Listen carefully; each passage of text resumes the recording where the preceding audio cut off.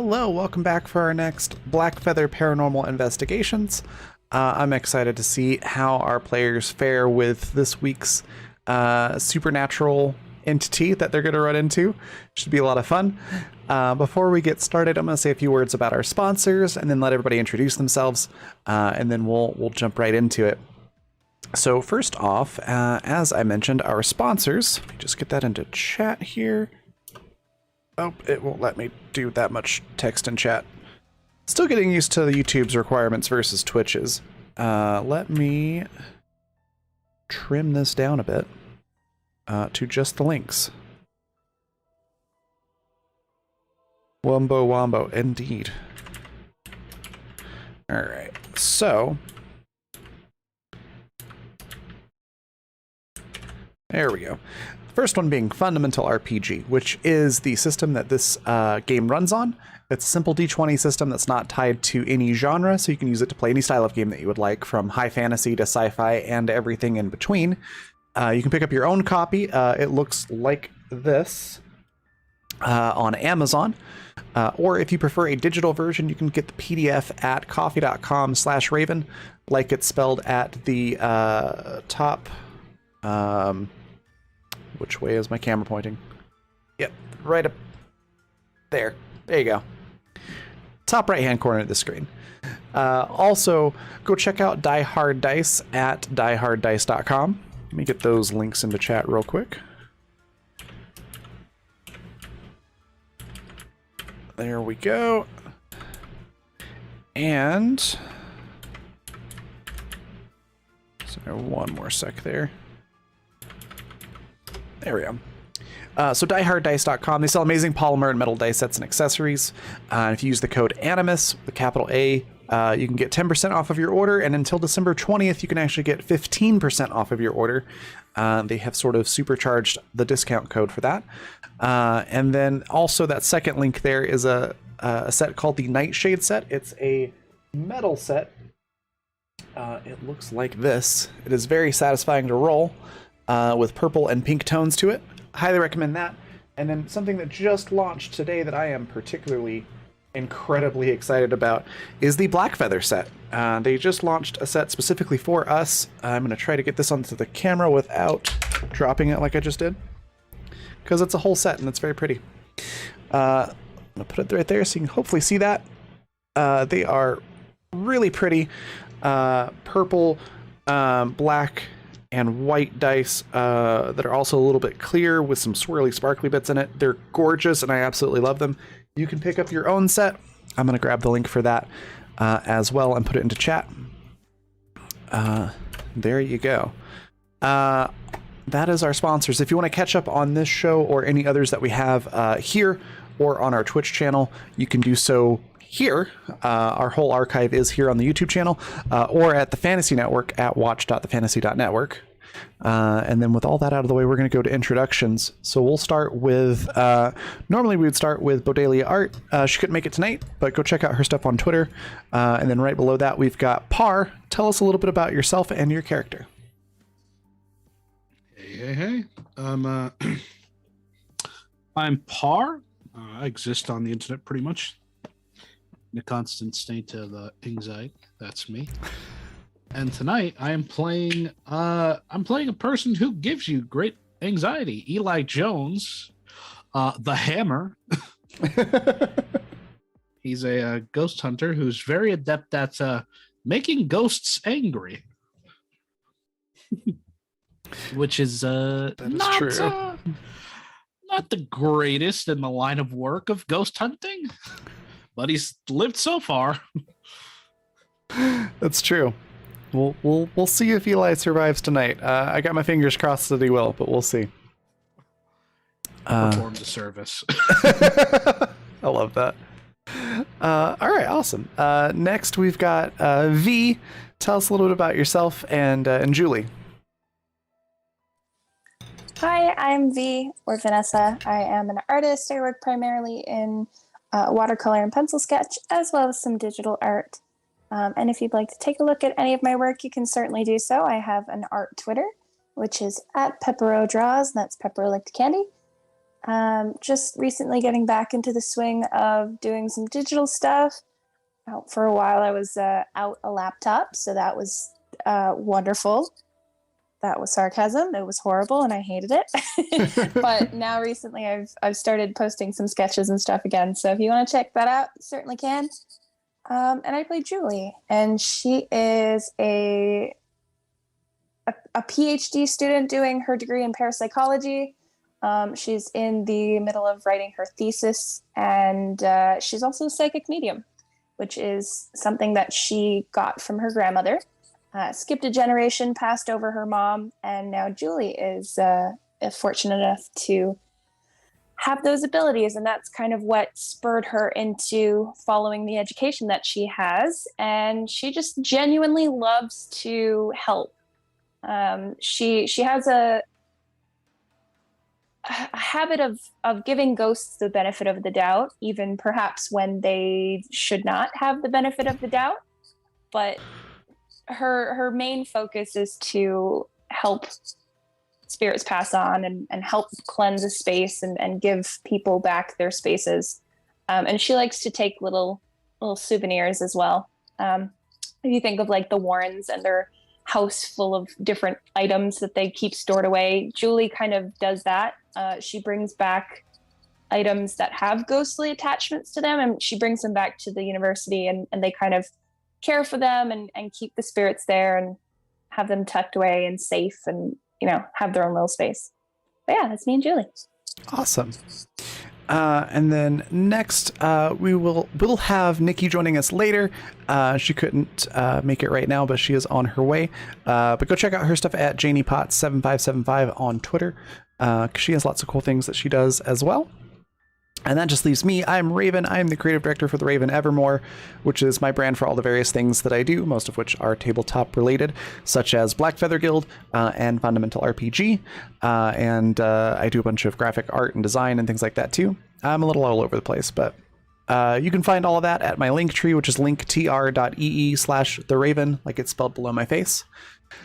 And then, yeah, I play the ghosts in this game, which is a lot of fun. So I think that is everything we needed to do for introductions and announcements. So let's hop into the game itself. So our crew here, which is going to be eventually the three of you, are given a job to go figure out what is haunting a particular house and to get rid of it. It's in a coastal town. And weirdly enough, it's the same builders as the house you were in last week. It's a very similar floor plan. And it's not too far from the coast. There are reports of just strange things happening in the house. Seawater somehow showing up on the floor in certain areas when they're not like right on the beach. It's maybe a couple minute drive to get to the beach. So it's kind of unusual. And the folks that own the home say it does tend to get unseasonably cold at times.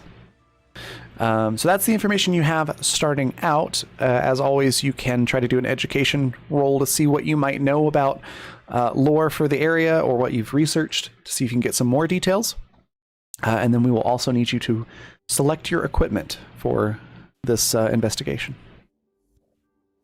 All right. Education. If I remember, learned means that if I do bad on this, I can reroll. You can indeed, though you do have to take the second roll. I'll chance it. Of course. Ooh, ouch. All right. So Julie, you do know a little bit about the area.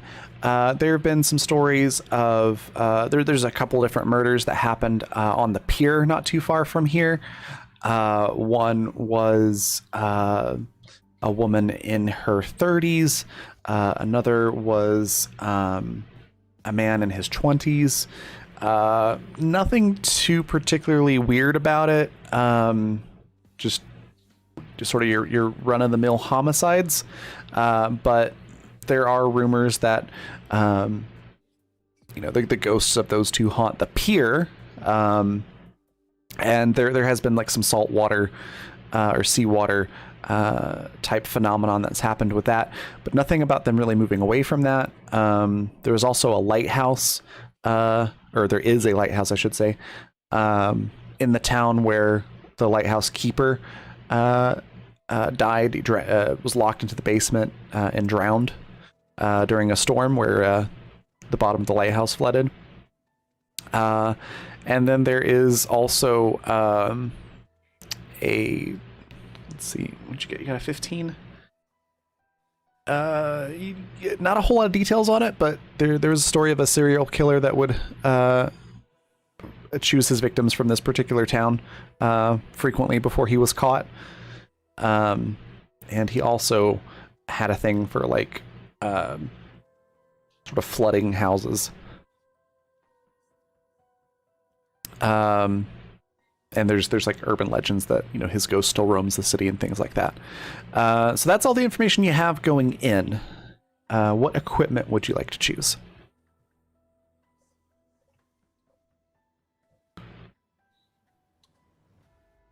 Nothing that'll. So you might want to take some. That's important. I'll run the same kit as last time, which is a very sort of ghost aggressive kit. All right. Eli, if you get Julie killed, I'm absolutely gonna lose my mind. I'm gonna lose it. Julie is gonna haunt your ass for the rest of her life if you get her Eli's killed. gonna get killed. So just so I know what tools you have to work with, what is Eli running again? Ghost journal, box of candles, ward, salt, large container of salt, 2 cleansing herbs, and a Ouija board. All right, cool. And then what's Julie taking? Great, the Ouija board, because that worked so well last time. It did. I think Only good things happen when you use Ouija boards. right. I think I'll also run the same kit for Julia's last time because it's a nice, decent little spread that she has there. So it's going to be a mag light, a spirit box, the night vision camcorder with tripod, Okay. an EMF reader, and motion sensors. Yeah, that's a pretty good spread between the two of you. And then so we'll have Nikki joining us later. So if you are missing any tools, hopefully she can bring those along with the coffee. All right, so you've got your equipment, you've got your starting information. You're at the door. It's a 4-story or 4-floor home, sort of a town home type setup. Like I said, it's close to the beach, but not on it. You can see the water off in the distance, sort of on the horizon, and you can smell the sea air. It is nighttime, of course, and it's a little chilly, but like a nice autumn on the beach kind of chilly. So it's not cold. Maybe you might need like a hoodie or a very light jacket, but that's about it. And you can smell the sea salt air coming from the ocean. The home is unlocked. They left it unlocked for you and gave you the key just in case. So and also so you can lock up when you leave. It is a white painted home with black trim, and it looks older. Like you can tell that the house has been around probably for as long as the town has, but it has been renovated at some point during that time. So it doesn't look run down or anything like that. And currently you're in front of the front door. And you can go in whenever you like or investigate around the house, whatever you would like to do. I just saw your chat bar. An ex character is just going to carry 25 glow sticks strapped to their chest. That would be amazing. You would find all the fingerprints. No other equipment. No other Just I love well, that. it's a beautiful night for a hunt. Let all evil that is here know that we are here to rid this house of it.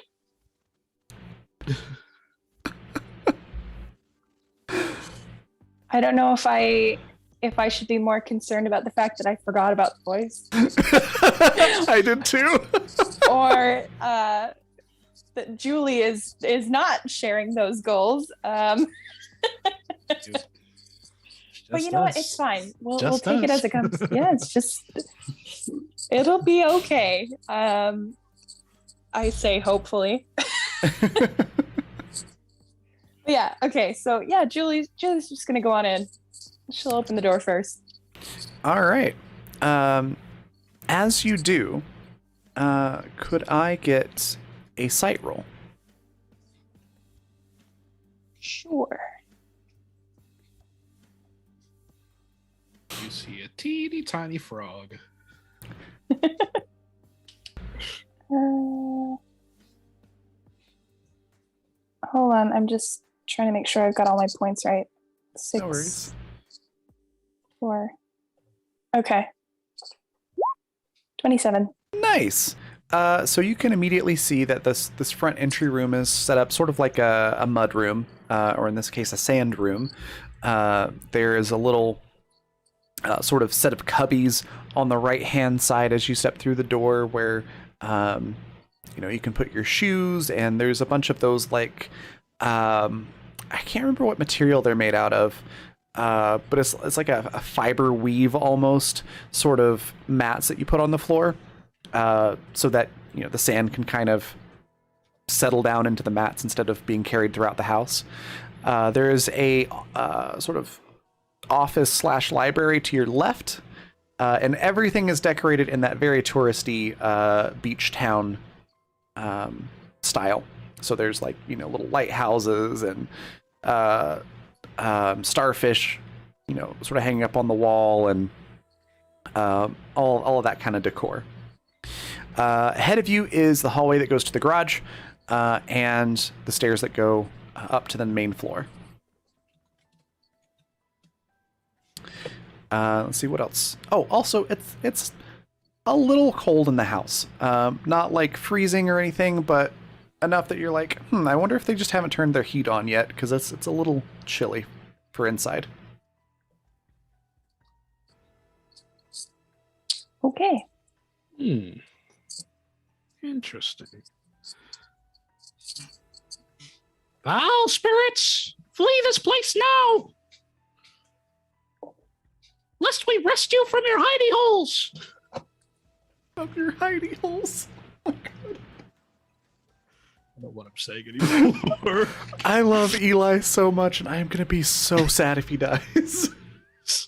How is it that you have no idea what you're saying, but it's still all perfectly in character? It's getting worse. Does Eli go inside? Do we? So we're by a beach, right? It's about I don't know, maybe 4 miles away from you. It's close enough that you can see it on the horizon, but you're not like right next to it. You would probably want to hop in your car to get there. Gotcha. And as far as we know, it's all limited to the inside of the house. I mean, you can walk around the outside of the house as well. Yeah, you know what? I'll give it a quick perimeter search. Okay. Go ahead and give me a sight roll for that. So what you're telling me is that Eli is pestering this ghost and then leaving. Julie is stuck inside now with this ghost after you've just specifically told it that we are here to purge the evil. I think this is the equivalent of like playing Phasmophobia, where the person like just barely steps in the door, says the ghost's name about 5 times, and then runs back to the truck. Wow, Raven, all you had to do was specifically say my name, I guess. Just at me next time. That's right, you have done that to me. Exactly, yeah. Door's not closed? He's just taking a quick look around. Ghosts are usually in the house, but does that always mean they're in the house? Yeah, it definitely does not mean that there's not something to find outside. Yes. Excuse me. Yes. Oh, sorry. You said sight. Yes. Cool. 10. All right. So It looks like the outside of a house.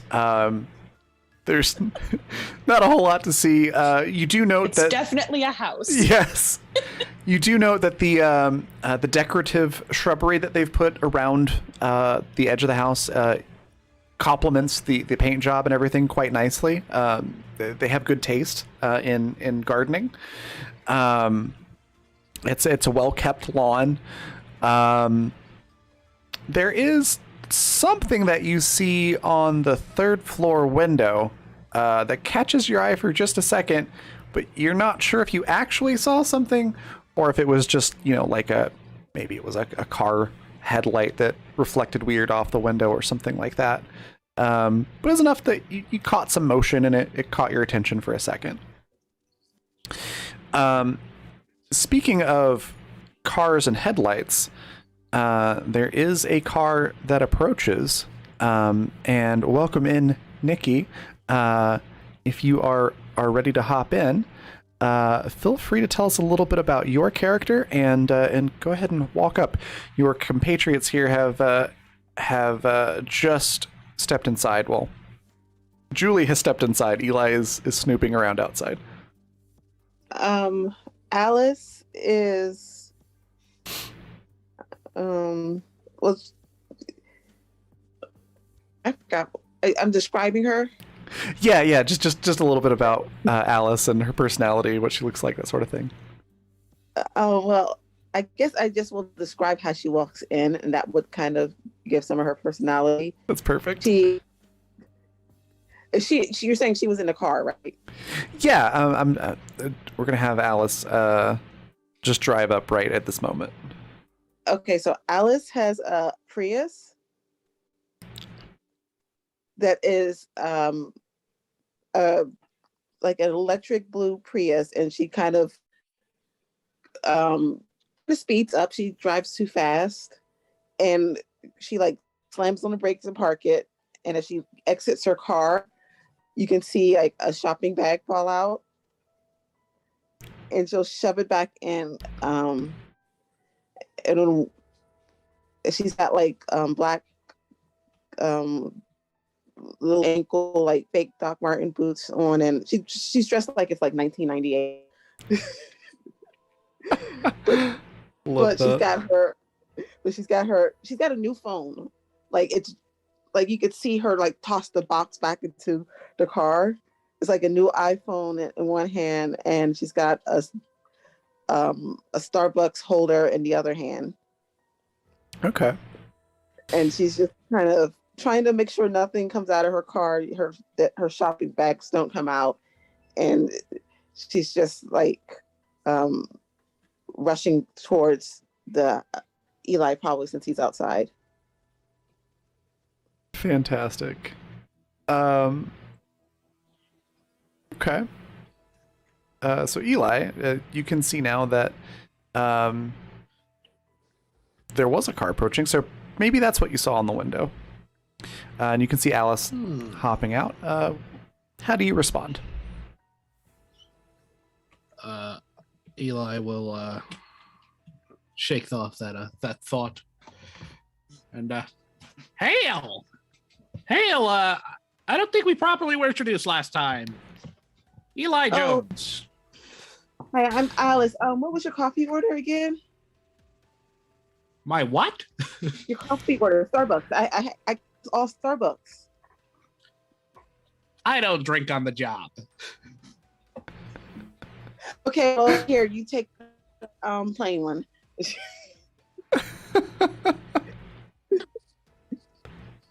Huh. Eli Eli takes it, but he's just waiting for a moment to put it down somewhere.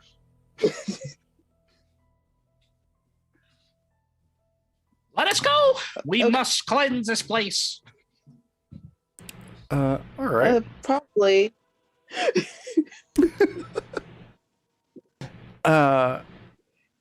Who goes in first? I will. All right. I'll charge him. You got to put that coffee down. Yes. All right. As you charge into the sort of mudroom, little entryway here. You can see pretty much the same things that I described for Julie. Yeah, there's not really anything new to see or notice here. Do we know where the center of activity is? I'm assuming you're Are you asking Julie. Yes, the center of the disturbance, ghostly activity. No, not yet. Hey, Julie, here's your coffee. Your Starbucks order. So did you did you take a survey before getting these coffees for everybody, or did you just buy coffee? I just went off my instinct. Okay. So you just hand Julie just a coffee, is it? Yeah, it's a random flavor probably. Okay. And she Yeah. ordered coffees. Like she just ordered a bunch of them. Okay. So Julie's kind of up on this little landing here. She comes back down to the little entryway where you guys are, and she takes it to be polite. She doesn't really drink coffee either. She much prefers tea, but she doesn't want to say that because you went out of your way to bring coffee, and she doesn't want it to go to waste. So she'll take it and she'll warm her hands with it. Perfect. As you step back down the stairs, Julie, could I get a hearing check from everyone? Hearing, eh? Hearing, indeed. Oh. It's 11 for Eli.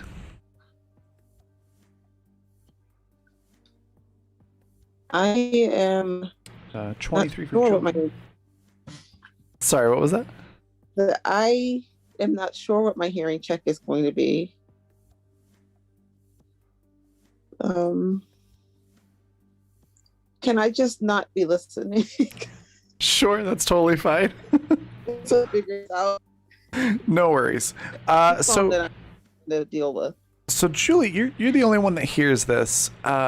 On the floor above you, the second floor, the one where you just almost were, you hear a heavy, almost like a very large, tall person, probably kind of muscular, just based on like how much of a thud there is with these footsteps. And there's a little bit of like a squishy squeak to them. Like maybe somebody's walking in wet boots. And they just sort of echo and pound on the floor. Right around here, the living room, going towards the kitchen.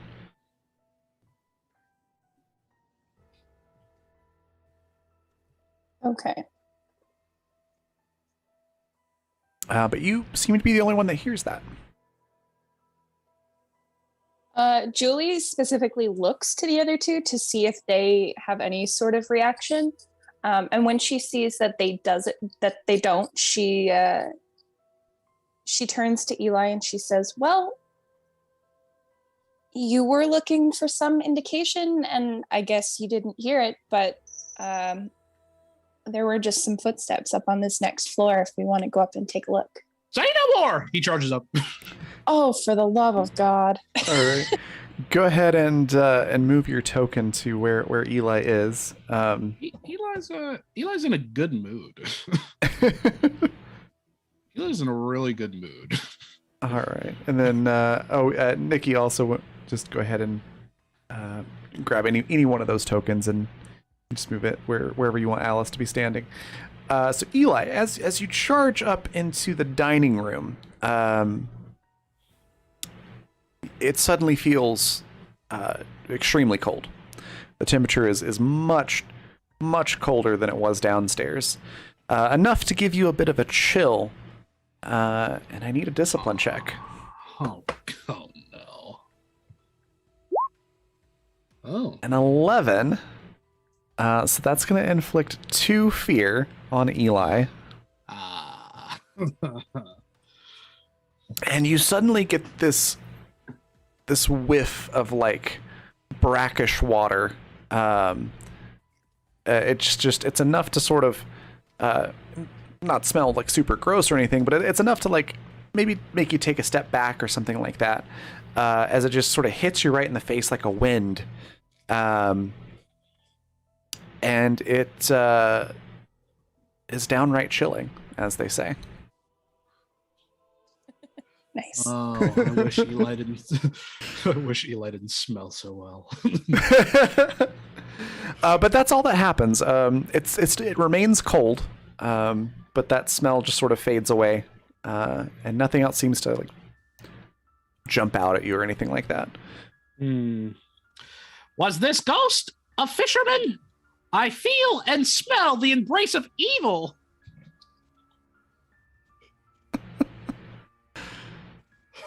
There's no response. Julie? Yes, Eli. Was the ghost a fisherman? Well, your guess is probably as good as mine, Eli. I haven't really had the chance to speak with it or get any answers yet. I mean, I do have some sort of knowledge on, I guess, some of the lore and the kind of legends of the area, but for this specific entity, I'm not quite sure yet. You say you haven't had a chance to speak with it, and very dramatically, Eli, who isn't wearing a robe this time, but has a not really a backpack, but it's a bag that hangs like backwards around like the back of his waist. He reaches in, pulls out with one hand the Ouija board, and says, "There's never a problem speaking to spirits."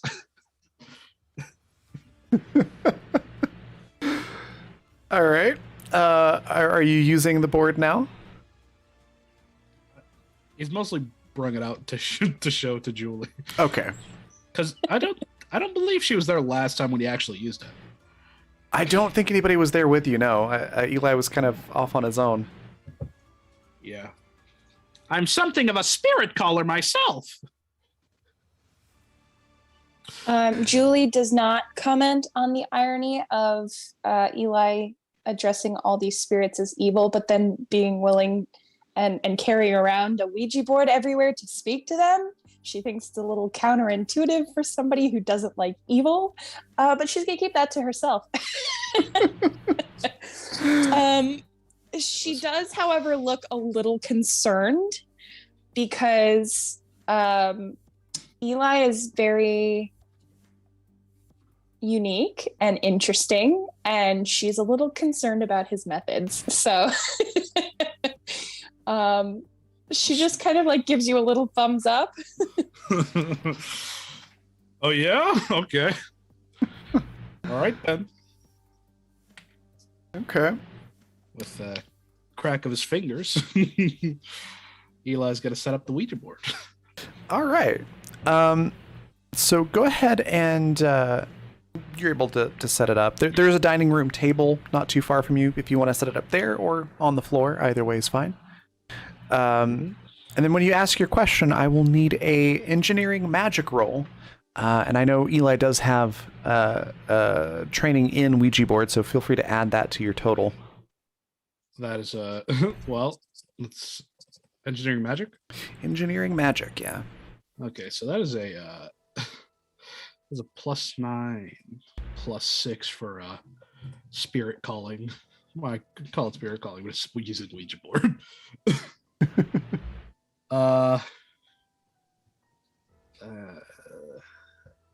Some just dropped from my mind. Yeah, Eli puts it down on the table and begins to call. Spirits, hear me now. Make thyself apparent. I rolled a 4. Oh no! And it's still 19. It is enough to get an answer. You will take 1 fear point though, as it starts to react. Question: because I realized I didn't specify, but the lights were off when you entered the house. Did anyone turn those on, or are you keeping it dark? Alice would have turned them on unless somebody like told her not to. Okay. I just wanted to confirm, because if they are on, which room does Alice turn them on in? Wherever Like specifically. Okay, so so I feel like Julie would have indicated to keep them dim on the first floor. Okay. Like, you know, if there's lighting on the stairwell, maybe like coming up into it, she would probably leave those on, just so they can see where they're going. But for the main floor itself, she would probably tell Alice to like keep them dimmer, just so that, you know, they can move through with their flashlights and stuff. She'd keep them dim. She's on her phone. okay. So there's that phone as well. Okay. As question. what was the question? We're looking for information. So, where are you? Okay. So as you ask that, the lights in the stairwell flicker for a little bit and then go out. The dining room gets even colder, and that little I always forget what it's called. Something et. The planchette? That one. I don't know why I can never remember that word. I'm like the little thing with the hole that you use on the Ouija board. The planchette. Yeah. Planchette. That's such an interesting word for that. Anyways, it starts to move, and you asked, "Where are you?" So it slowly slides across the Ouija board, making that, if you're not in the room with the ghost, a very satisfying scraping sound. If you're in the room, it's a little terrifying. Just slowly scrapes across the board, and it goes to K, and then I, and then T, and then as soon as it gets to C, you all can hear the sink turn on in the kitchen. And then it does continue to finish spelling out kitchen on the Ouija board. Okay. So you get kitchen, and the water in the kitchen is running. All right. Then Eli looks at Julie and Alice. I have found the source. Any other questions?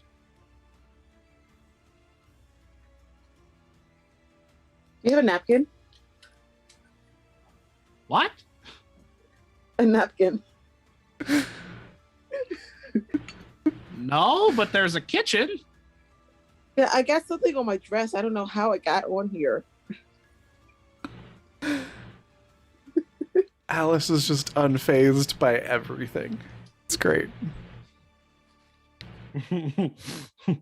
Eli's definitely still in the stage of like, I'm trying to read this person and understand them. This is just a normal day for Alice. Like, this is not bugging her at all for some strange reason. Amazing. Now, if there was like a family sitting there eating lunch, she might be weirded out.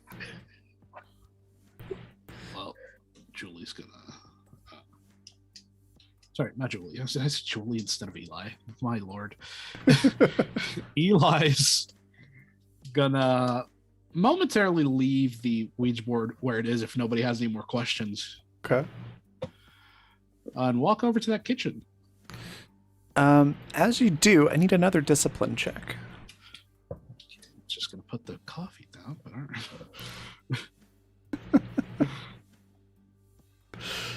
Did I? Oh no. So it's gonna hit you for another 2 fear points. All right. I will let you know that I'm at 5. We're racking them up early this time. Oh wow. Okay. As you get into the kitchen, you get those fear points, and you can see your breath, and then you notice a strange smell in the kitchen, a bit of a briny smell, if you will, and it seems to be coming from the sink. Do you go investigate it? Yeah, I'll take a close look.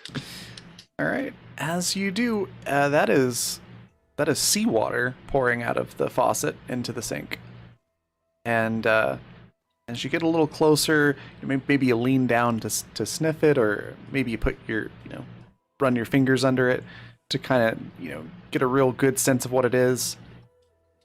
There's right in your ear, you just hear a "Hey."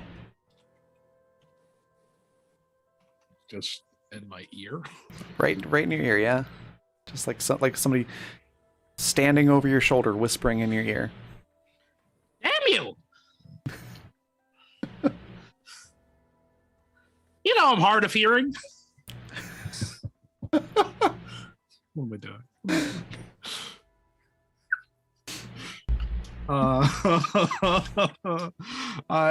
Shit. That's so funny. Julie, I've expanded the list. I think potentially swimmer, lifeguard, fisherman, sailor, something involving water. Surfer? Surfer, potentially. Have you been surfing? It's pretty fun. Unless you don't know how to swim. Eli looks at you really quickly. And he doesn't look like he wants to answer, but he says, I don't get out much. You should. We can go shopping. Oh my God. I do need a new robe. That is true. How's Julie feeling about this? That is a good question. Julie is going to move closer to the kitchen. Okay. And she is going to she's going to pull out her spirit box. Okay. And see if she can ask a few more questions. All right. Just you wait till I get back to that Ouija board. As you turn the spirit box on, the lights in the kitchen flicker before going back out.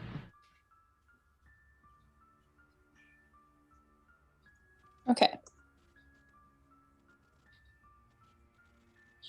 All right, so Julie is going to ask, first and foremost,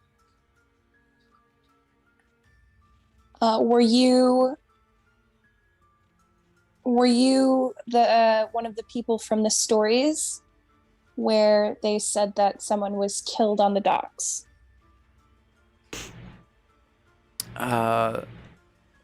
There's a long pause. And then just a very slow, almost like somebody's trying to hold like marbles or water in their mouth or something like that. No.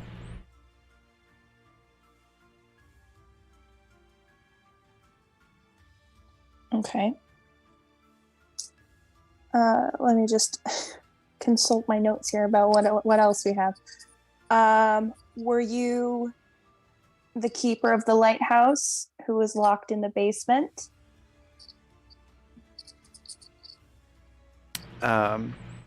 There's another pause, and I do need a discipline roll. But you will get an answer. Right. Okay. Discipline. 19. And I tell you what, I rolled a 4 on that. How shitty is that? So that is going to do 2 fear points for Julie. Okay. And the response isn't a yes/no, but you do get a locked-in help,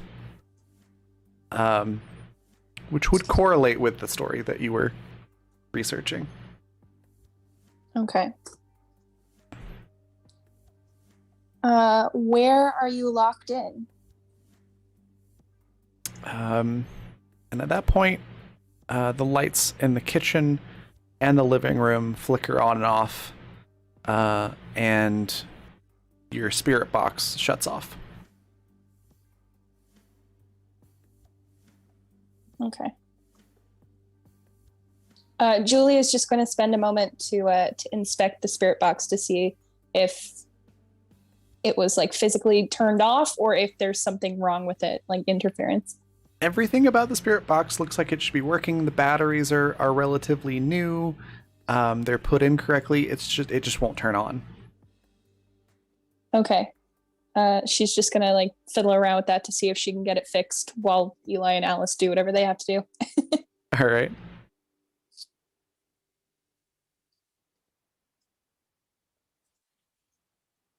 Is Alice's phone still working? It is for the moment. It hasn't been affected. Okay. So she seems to just be paying attention to the phone.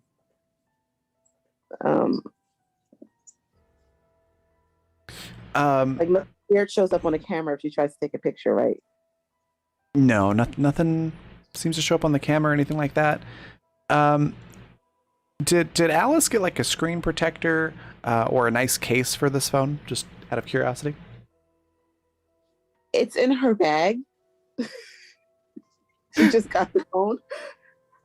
Okay, so she's got the protector, it's just not like on the phone yet. Right. Yeah. Okay. The reason I ask is because as Alice is looking at the phone, suddenly there's a big drop of water that just sort of plops on the screen, and then a second one. Okay, I want to try to protect it, like, hide my phone in my pocket or something. Okay. Like, this is my third phone this month. What? That's a lot of phones. I wake up and they're broken, or they end up in strange places. Stuff happens with phones. Yeah, you're able to put it away, and that water definitely smells kind of salty. Do you happen to look up? Yeah. To see where that water's coming from. Fantastic. I need a discipline roll, because as you look up, you can see sort of hanging from the ceiling, kind of in the corner, like sort of, there's a word for that, but like pushing their hands against like the corner and their feet against the wall, to sort of like suspend themselves in the corner. There is a man in a cable knit sweater and jeans and heavy black boots, all of which look soaked. And there's just seawater just steadily dripping out of his mouth. Okay, I will try to make a discipline roll. Big rolls. This is probably not going to turn out so well this time, but that's okay. Big money, no whammies. Big money, no whammies. Now there's a It's great. that it was good. All right, so a 12. So that is going to do 2 fear points for Alice. And then as soon as you kind of see that and recognize what it is, it just disappears. But there is a small puddle of water there in the corner. Did either of y'all see that on the ceiling? Julie looks up from her spirit box and she's like, "See what?" The drowned wet person. She describes it. I'm not good at describing right now, but she describes it. All right. Julie shakes her head. Okay, well, he was there.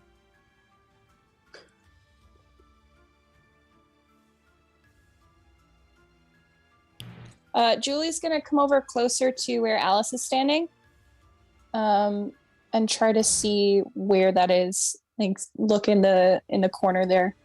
to see if she can see anything. The corner itself, like up by the ceiling, doesn't really look weird at all. It looks normal. But on the ground, right there next to it, is a small puddle of salt water. Okay. It got on my phone too.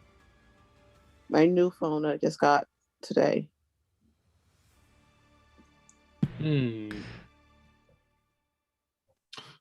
we know who this ghost is? Like the name. You didn't have a name, but now that you have a little more of a trail to go on, if either Julie or Eli, I suppose at this point, wants to make an education roll, you can sort of check notes on your research to see if you remember any more information about that story. So a 19 for Julie. Should I even roll? I'll 11. try re-roll. Okay, never mind. So the two of you get some conflicting information. Julie, you check the notes and you get a little bit more of the story. So the name is Jacob Carmichael, a lighthouse worker who drowned in the basement. And the story was that they were locked in the basement. There are conflicting stories on whether or not it was the door was actually locked or it was just stuck. There was sort of a scandal around that. Some suggested that it was just poor maintenance on the door because it was a metal door. Others suggested that when the basement flooded, it was the water pressure and that's why it wouldn't open. And then some blamed the lighthouse worker's wife, saying that she locked the door and purposefully left him in there. Yeah, that's about all you know. Okay. I lied. There's more that you know. The lighthouse was not lit that night as a result, and there were some ships that did run into problems and had some casualties as a result. Because he was not there to light it.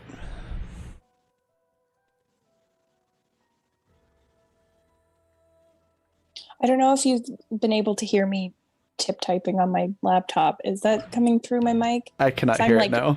Okay, I've been like frantically taking notes this whole time because if I don't write it down, I will forget.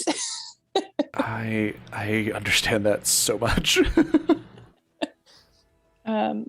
So if you ever like ask me a question, it takes me a solid 5 seconds to answer. It's because I'm writing it down. All right. So Julie knows this. Eli, do you say anything to Julie about what you know?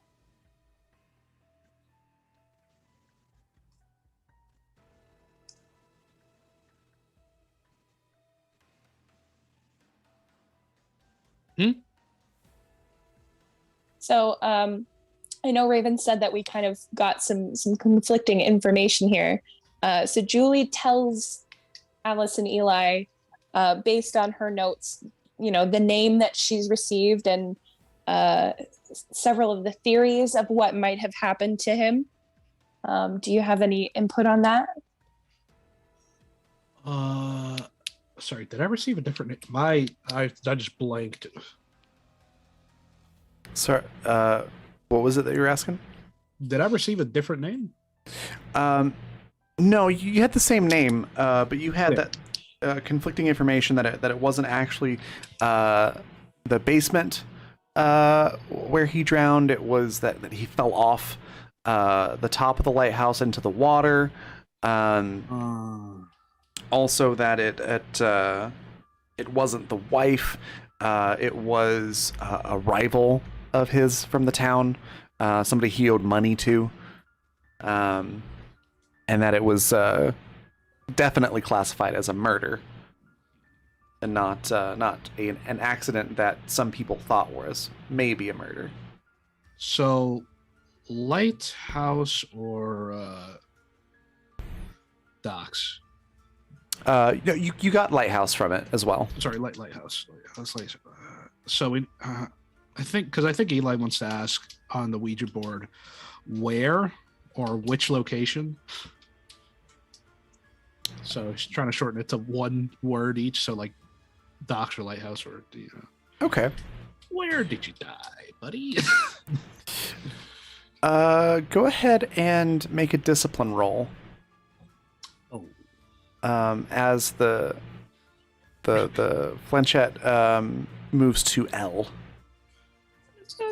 Just asking a question, you know what I mean? Oh wow, actually. 15. Yeah, you only take one fear point. However, it suddenly feels like there's something wet dripping down your back. And if you reach back behind you, almost as if you had like a shirt tag that was sort of poking you in the neck, what you feel is very wet and slimy, and then as you just grab that and pull, suddenly you have in your hand a giant just blob of seaweed in your hand.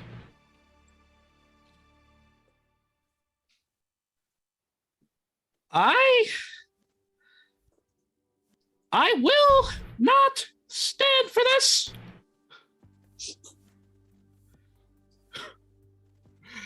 That is not okay.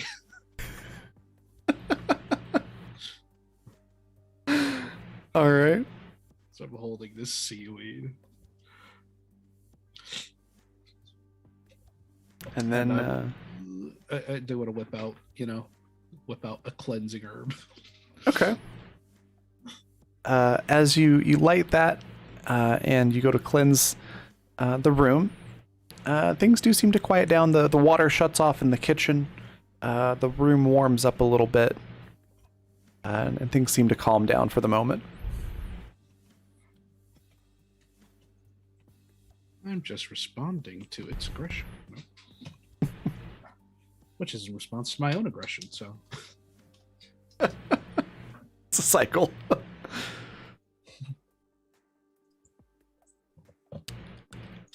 How about Alice and Julie? How are you feeling about what just happened?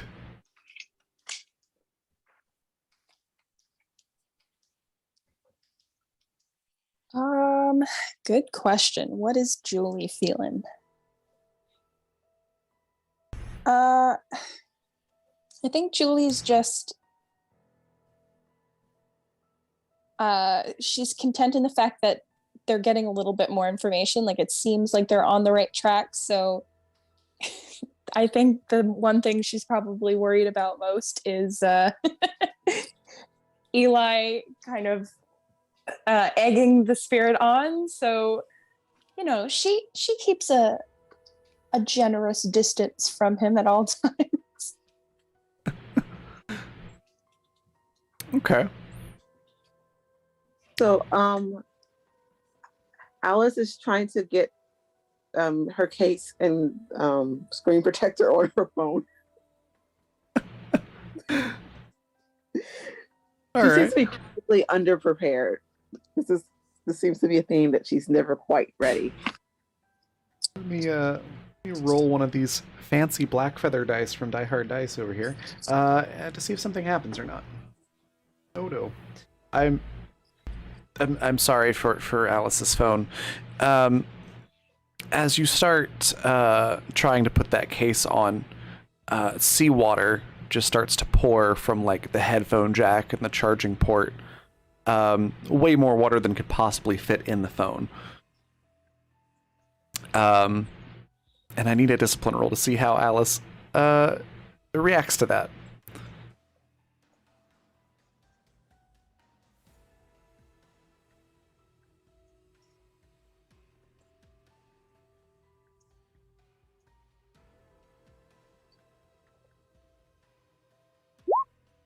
Ooh.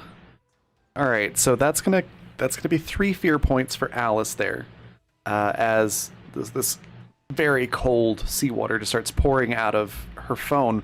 What does she do when that starts happening?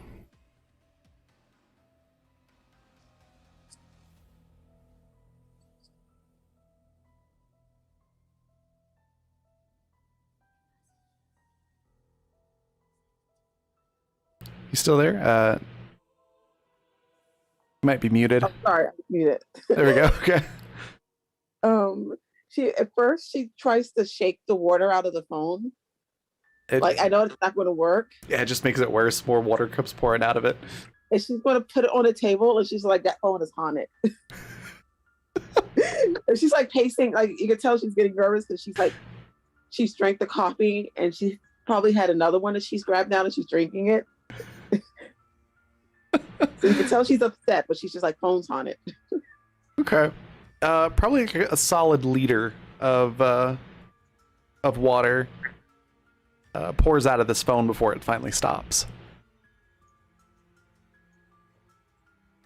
Does it still work?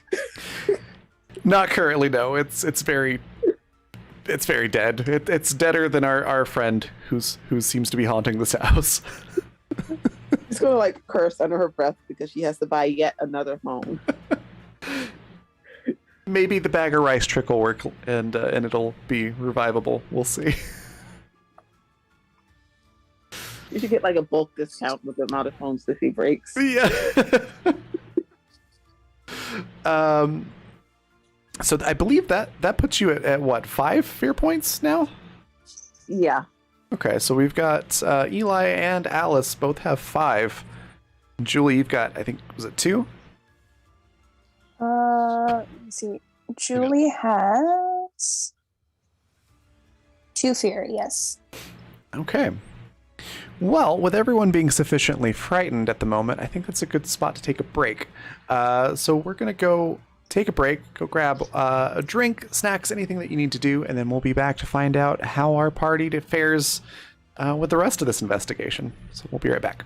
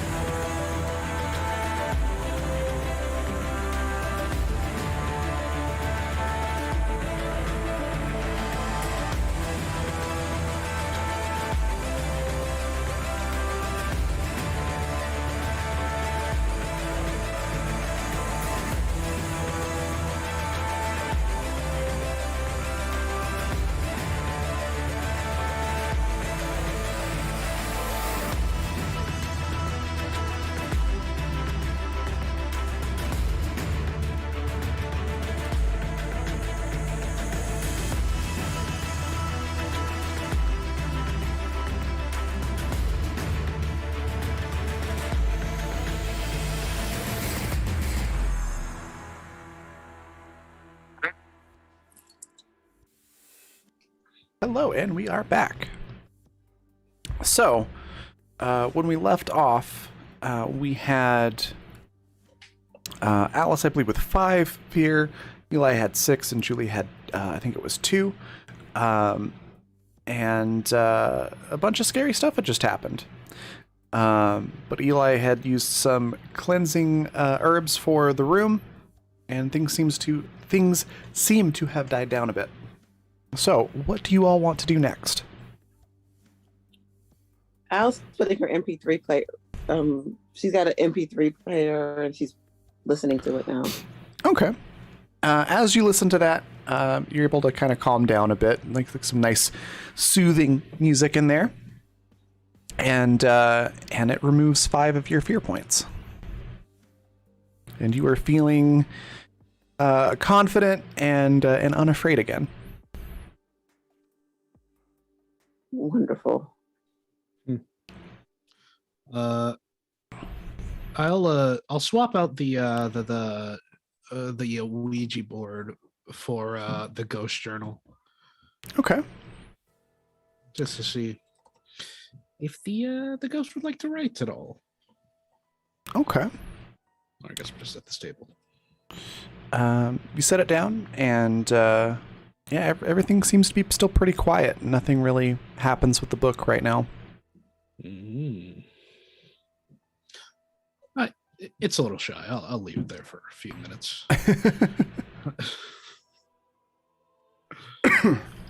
All right. So what do we figure out about this ghost, actually? It responded in the spirit box, It did. which is something. You've also had temperatures cold enough to see your breath. Spirit box, cold temperature. We've also had frequent discipline checks. Mm-hmm. Have we used the EMF meter yet? We have not. It's not Okay. It's not very aggressive though. That would be We've also been having pretty high fear. I mean, even with a 19, Julie got a 2 fear point. So I would probably put this in high fear. Well, Alice is going to try the EMF meter. Just Okay. To see. As you turn it on currently, what do you use the EMF reader on? Is there like a specific part of the room or on this floor that you use it, or just sort of holding it out? That corner where I was getting gripped on by water and my phone was destroyed. Yeah. As you move the EMF reader over there, it does register that there's some activity. It does give you a reading. It goes up to about a 2 out of the 5 that are on the reader. Okay, 2 out of 5 on right in this corner.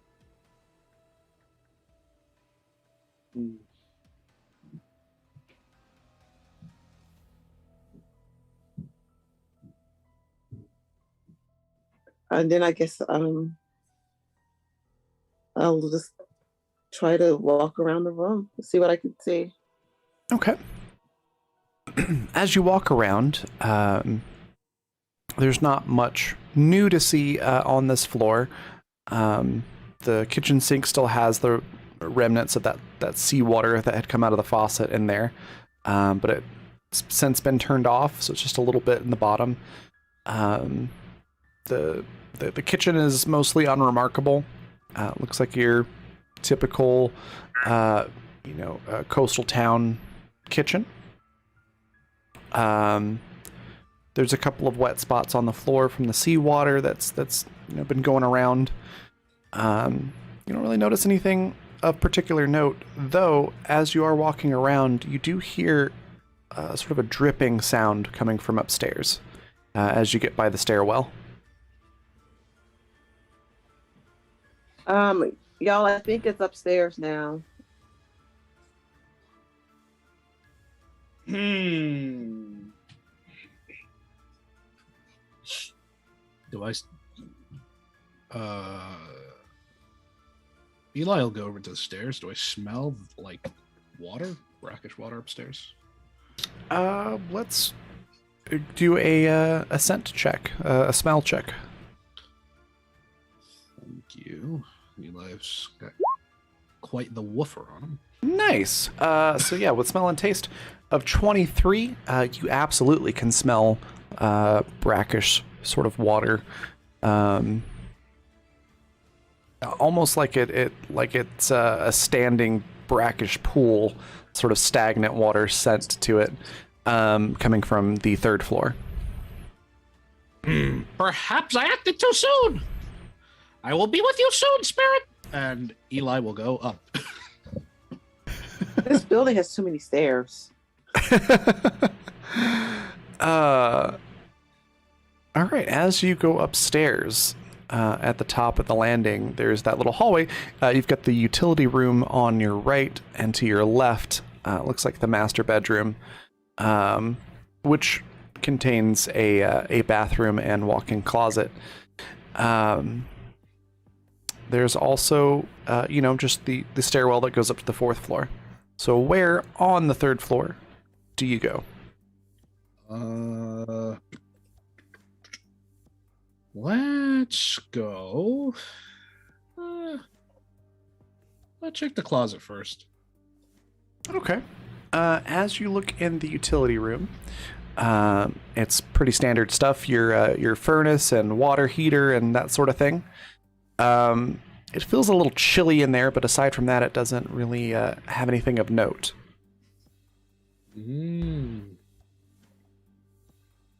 I see. All right, then it's time to head down to the main bedroom. All right.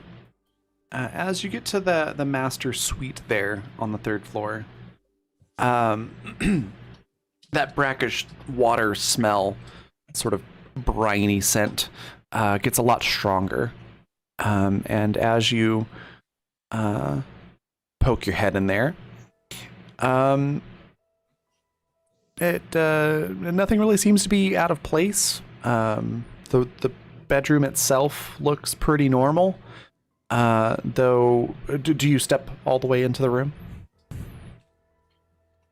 Well, I did this last time, and I don't think it went so well, so I do it again this time. Because I am the same character. Okay. As you step into the room, you suddenly find that everything sounds muted. Whereas, you heard the normal ambient sounds in the hallway, airflow through the house, perhaps little bits of conversation that are happening on the floor below. Maybe even some street noises from the street that this neighborhood's on.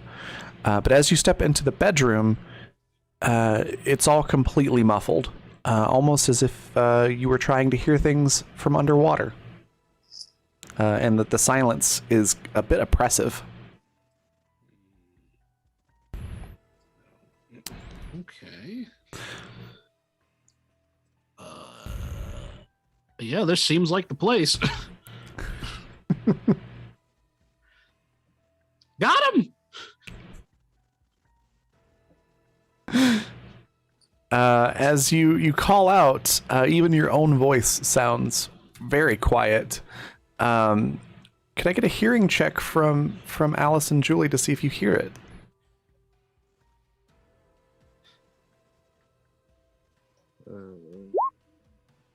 So 24 for Julie and a 7 for Alice.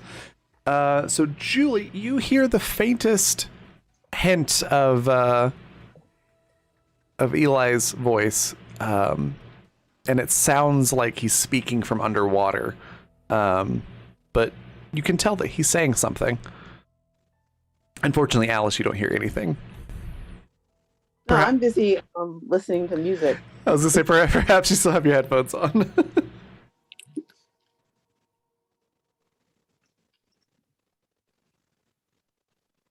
Okay, Julie's gonna go down towards the bedroom. Okay. And try to poke her head in there. See if the door opens. The door does open, and you can see Eli inside. The room looks perfectly normal. Do you just poke your head in, or do you fully step into the room? Julie's gonna open the door fully wide and then step inside. Okay. As you do, you experience the same phenomenon that Eli is. All the ambient noise suddenly goes completely silent, and everything seems muffled as far as sound goes. You can breathe just fine. It doesn't feel like you're wet or anything like that, but it's incredibly hard to hear anything. Again, it's as if you were underwater. So when Julie goes in there, Alice is going to just start talking. They can't hear her. Yep. So, and she's going to like put her sweater on. It's cold, right? It is. The So whole house is very cold. Yeah, so she's putting like an extra sweater on because it's cold, and she's telling Julie this, but because I'm imagining the door is still open and she's on the outside of it. Mm-hmm. Yeah, and Eli and Julie, you cannot hear Alice. Though if you look out the hallway, you can see that she's talking.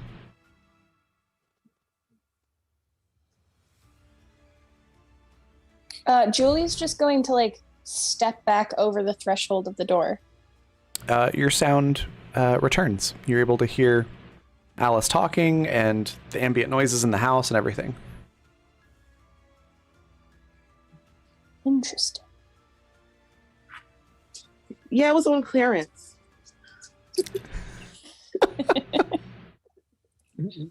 Julie just looks at Alice and she's like, okay. We really ought to go shopping sometime. So is the ghost in the room? Did you take care of it? Can we go? It seems like we have the right room. When you step over the threshold of the door, it's like it's such a weird sensation. It's like being underwater. You know how you can't really hear? You get that muffled sound in your ears. That's what it's like. And I knew you were speaking because I could see you, but I couldn't hear you. Okay, so the guy's in his room. Weird. Okay, so I guess can you talk to each other in the room?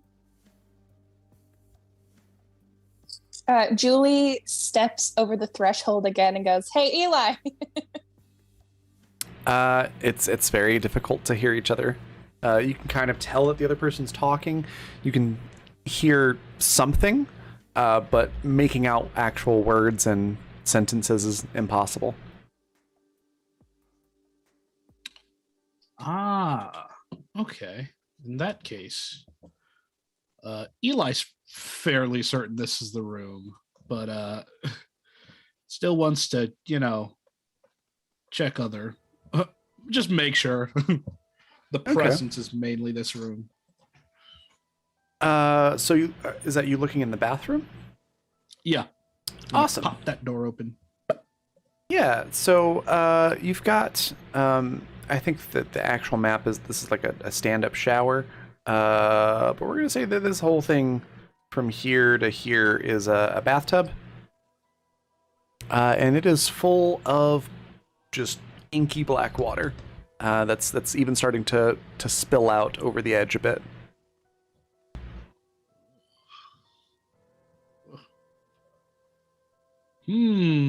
Does it feel the same in here? It does. You can't really hear anything. It's like you're underwater. As far as your sense of hearing goes, that brackish smell is much stronger in this room. Do you go into the bathroom, or are you still sort of at the edge?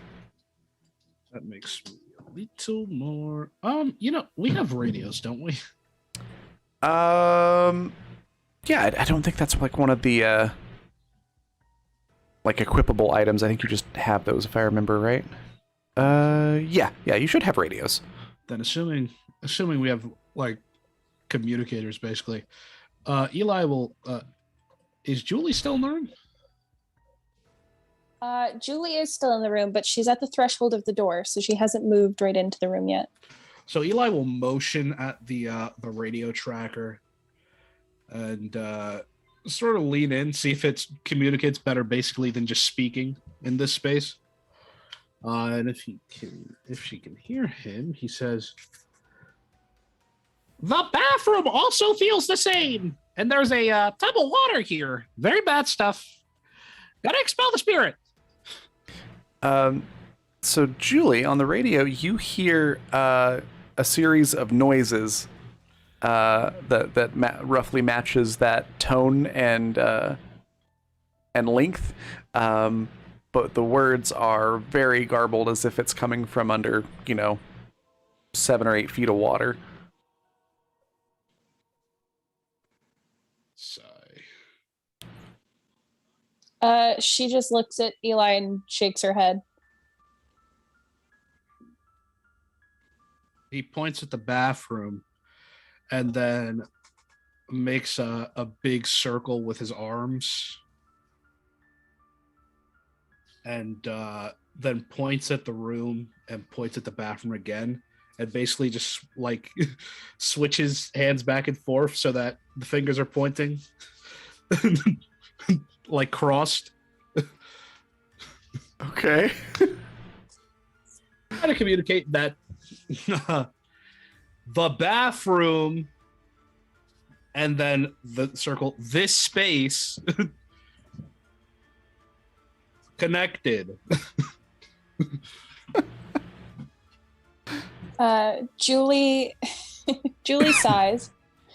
She steps out of the threshold and lets Alice know that they're going to go into the bathroom space because she's pretty sure that Eli is trying to tell her something about it. But, obviously they won't be able to hear anything if she says anything. So just to keep that in mind. And then she goes in, she moves into the room itself and goes to see what the hell it is that Eli's motioning to about the bathroom. Okay. For no particular reason, just curious. So Julie's the first one to fully go into the bathroom, is that right?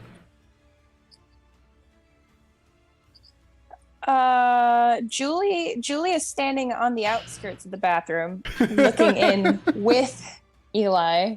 She doesn't go fully in, she just looks in, like she sticks, I guess, about her head and shoulders much of her body. You know what? Just for chaos sake, Alice goes Oh, no. Okay. So Alice, you go fully into the bathroom, is that correct? Yeah, I mean, that's what I thought we were doing, was going into the bathroom. Okay. And figuring out this, inky black haunted water. I love that this has like all of the energy of the classic D&D's like, so you touch the item.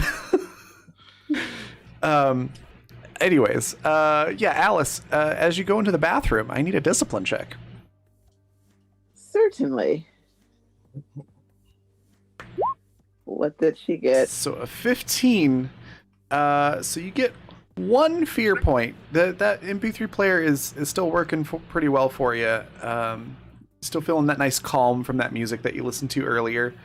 But the sight of that water in the bathtub and that it's overflowing, even though there's no like water coming out of the faucet, it's a little unnerving. It also stinks really bad. So it's a little unnerving. And this is a new sweater. It's never going to get. I'm never getting the spell out. Yeah. Do you go investigate the tub, or are you just sort of in the bathroom, but not like near the tub? Yeah, I'll investigate the tub. Okay. Describe for me how you do so. I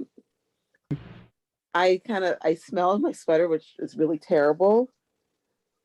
And then I just like walk to the tub, and can I still use my EMF meter? Sure, yeah.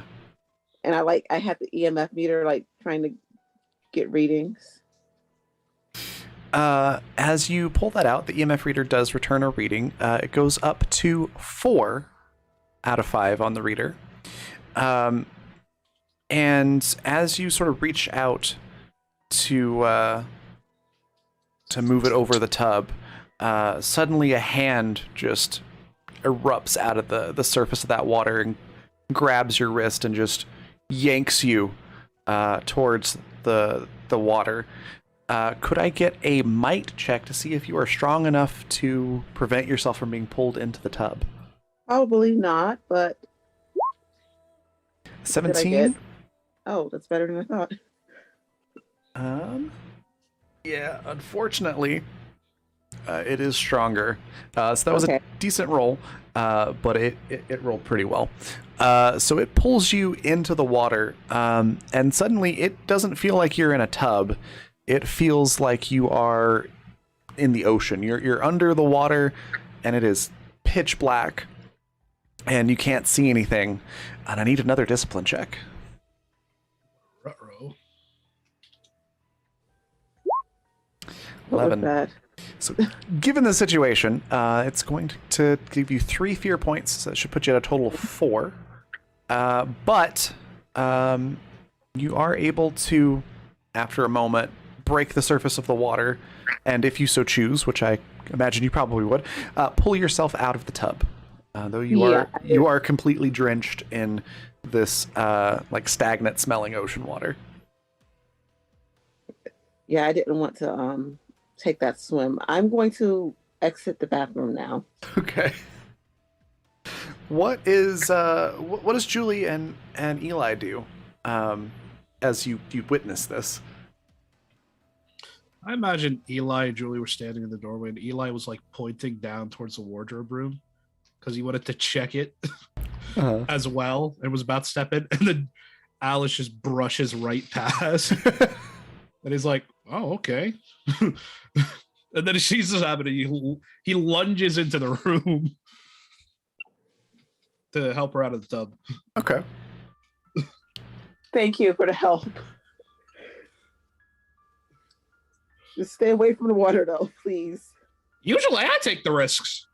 Well, I thought we were going into this room. I was being considerate of Julie's feelings.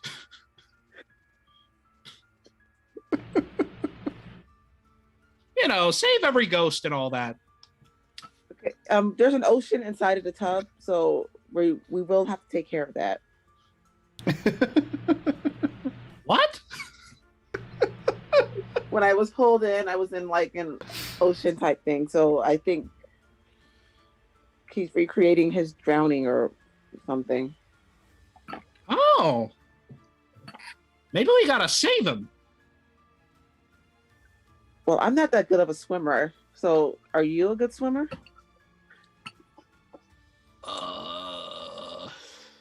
Is Eli a good swimmer? Where are we having this discussion? I'm assuming you all stepped out of the bedroom to do this Okay. because you can't hear each other talk inside. Okay. Sure. So Julie, remember how I said Julie doesn't think about Julie as much as she should? Julie's gonna go back into the bathroom. Okay. And earlier when they were talking on the spirit box, the spirit specifically said, "Help me." Mm-hmm. So Julie is going to go over to the tub. She's going to roll up her sleeves. She's going to, plant her knees at the edge of the tub, lean over the tub, and stick her hand down into the water like she's reaching her hand out to grasp onto somebody to help pull them up. Okay. As you do so, I need a discipline check. Okay.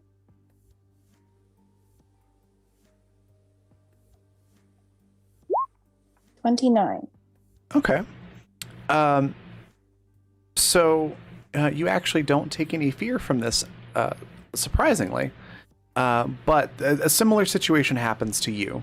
A hand reaches out of the water, grabs onto your wrist, sort of the way you would to if someone was going to try to pull you up, holding each other's wrist sort of thing. Mm-hmm. And it does pull you into the water. But while you're down there, there is the terrifying sort of rush of icy cold salt water as you plunge into this far too deep body of water for a simple tub.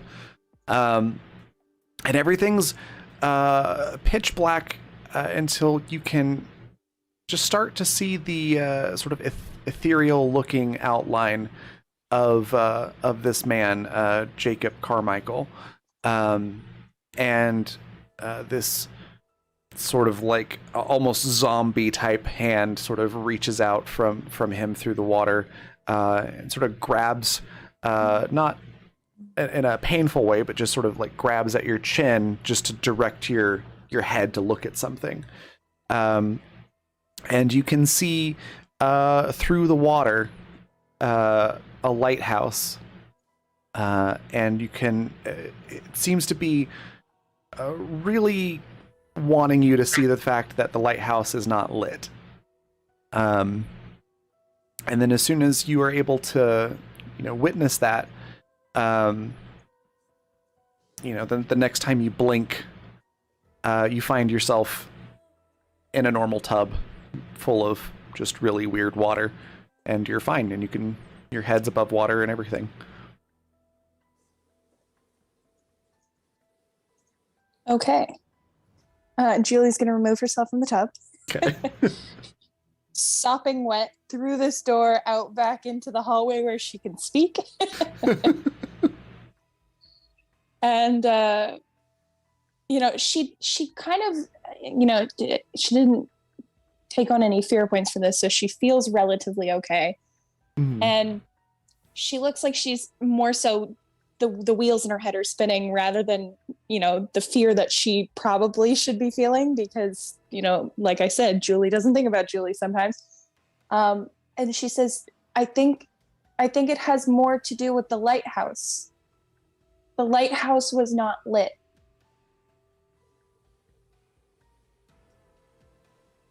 So, do we light it? I mean, we can try.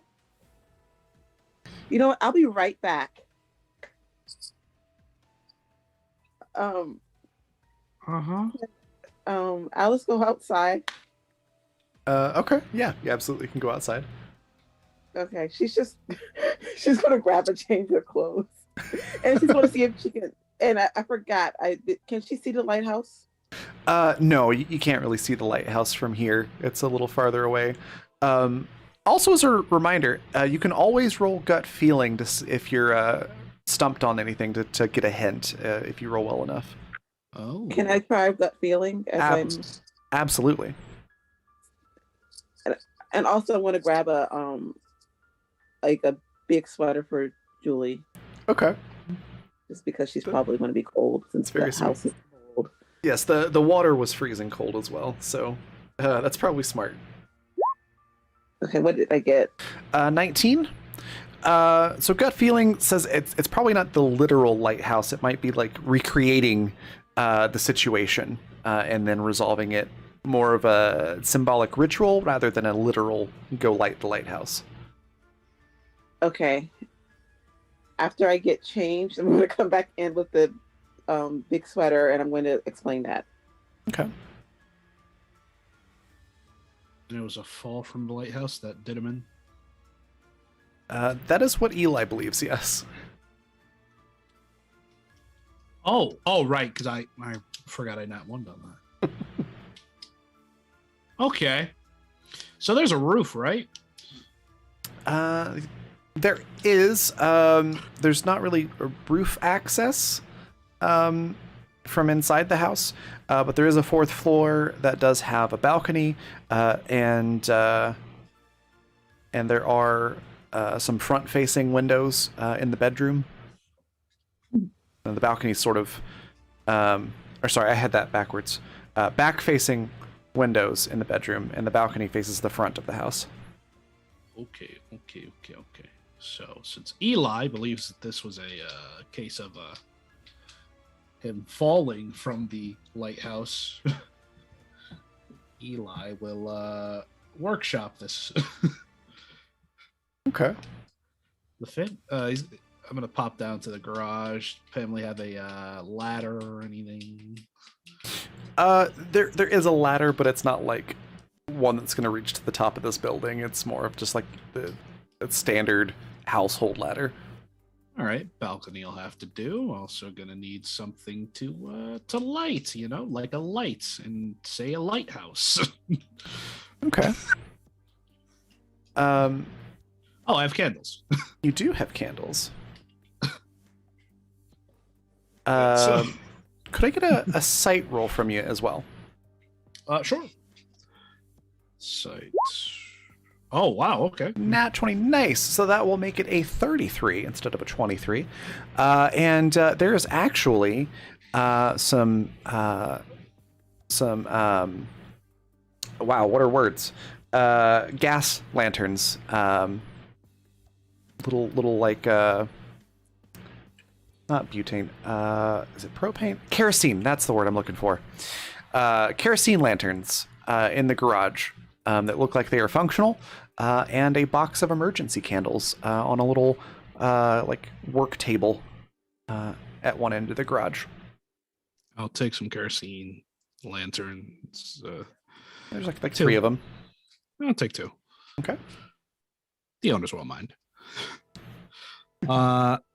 And I'll take the ladder and I'll take the 2 kerosene lanterns all the way to the 4th floor on the balcony.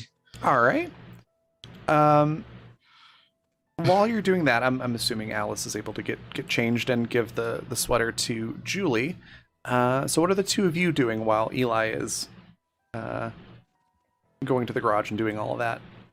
Once you've put on dry clothes.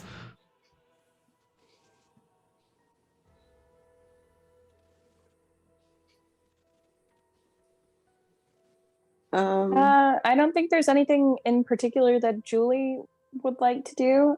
She's probably waiting for Eli to come back. Okay.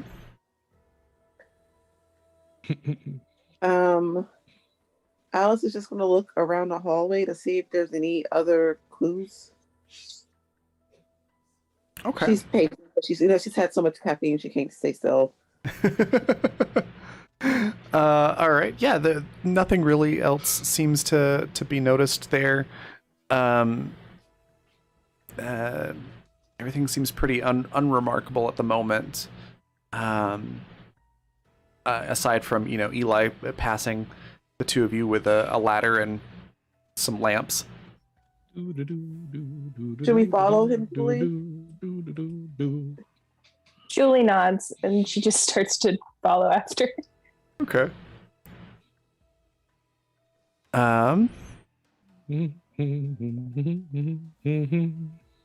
So Eli, with Alice and Julie in tow, what do you do with those lanterns and or candles? All right. So Eli sets up the sort of in the puts it by the edge because he's assuming that Carmichael could see as he was falling, because he still believes he fell, as he was falling, the lighthouse. So he puts the ladder by the edge of the by the railing of the balcony, and he's gonna put the 2 kerosene lanterns, one on each rung, each of the top rungs, and light them. Because he's doing his best here. So it's so it shows light, and then you see Eli take off his bag, sort of lean on the railing and look down. He's kind of like, well, I've done dumber things, and he's gonna go get a sheet because he's got a crazy idea. Okay. I have no idea what this crazy idea is, but I'm here for it. He fell. Oh no. Okay, yeah, there's plenty of sheets in the bedroom. Either one, really. There's the master bedroom on the 3rd floor, or there is a bedroom on this floor. Oh. He'll go in that bedroom and start tying as many sheets as he can together. All right. Could I get a sight check as you enter what's labeled bedroom number 2 on the map here? To spoil this plan and tell you where Eli's going, because I feel like I'm kind of just soaking up time here. Eli's definitely about to potentially hurl himself over this sledge. Okay. Before you do that, with a 21, I don't know if you can notice on the little layout here, there's definitely a window right here. and you see sort of this misty sort of ball, just loosely ball-shaped mist, sort of phantasmal looking, sort of hovering in front of the window before it just sort of passes through the window and sort of floats away and disappears. What?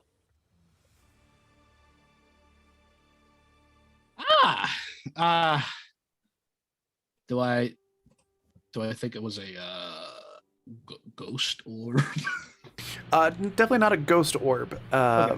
but definitely a paranormal, sort of supernatural looking thing. Eli will investigate that. He'll walk over while still tying together two sheets, so it's just a chain being dragged across the floor. Okay. There's nothing else that seems to be there. It's a little cold, but nothing else seems to be at that window at the moment. Alice and Julie, you're able to see what Eli is doing. Do you say anything or do anything here? Yeah, Julie is going to ask Eli what he plans to do with the sheets. Eli, while still tying, goes, well, from the story, Carmichael fell off the lighthouse. So, if he wants help, the way to do that, I'm going to gently lift myself over the edge, like I'm going to fall, and then pull myself back up so that perhaps he will feel that he has been saved. Eli, What? did you hit your head today?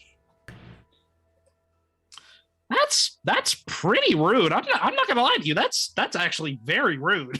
Oh, I'm sorry. I wanted to be sure you were okay. You have to do the things, right? To get rid of all these spirits, you must get in contact with them. And although I prefer the more aggressive types, this one seems like boring, you know? It's kind of, you gotta do what he did and then save your own self, and it's a whole thing. I don't think this is what we should do. Can I roll a gut check? Gut feeling? Absolutely.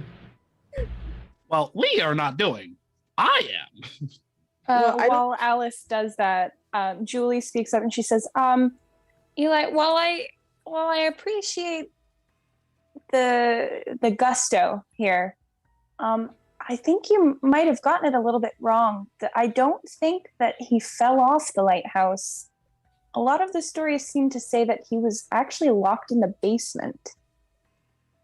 I don't think he fell down. What am I supposed to do with it? What am I supposed to do with that? Where's the answer in that? Hopefully not hurl yourself off the side of a 4-story home. I don't want anything bad to happen to you, so maybe we should not do that part. Also with the 11 for Alice, unfortunately, you don't get a strong feeling one way or another, but you tend to believe that maybe Julie's version of the story may be a little bit more correct. Yeah. I'm just backing Julie up. I'm just agreeing with her. No. I talked to Jenkins, okay?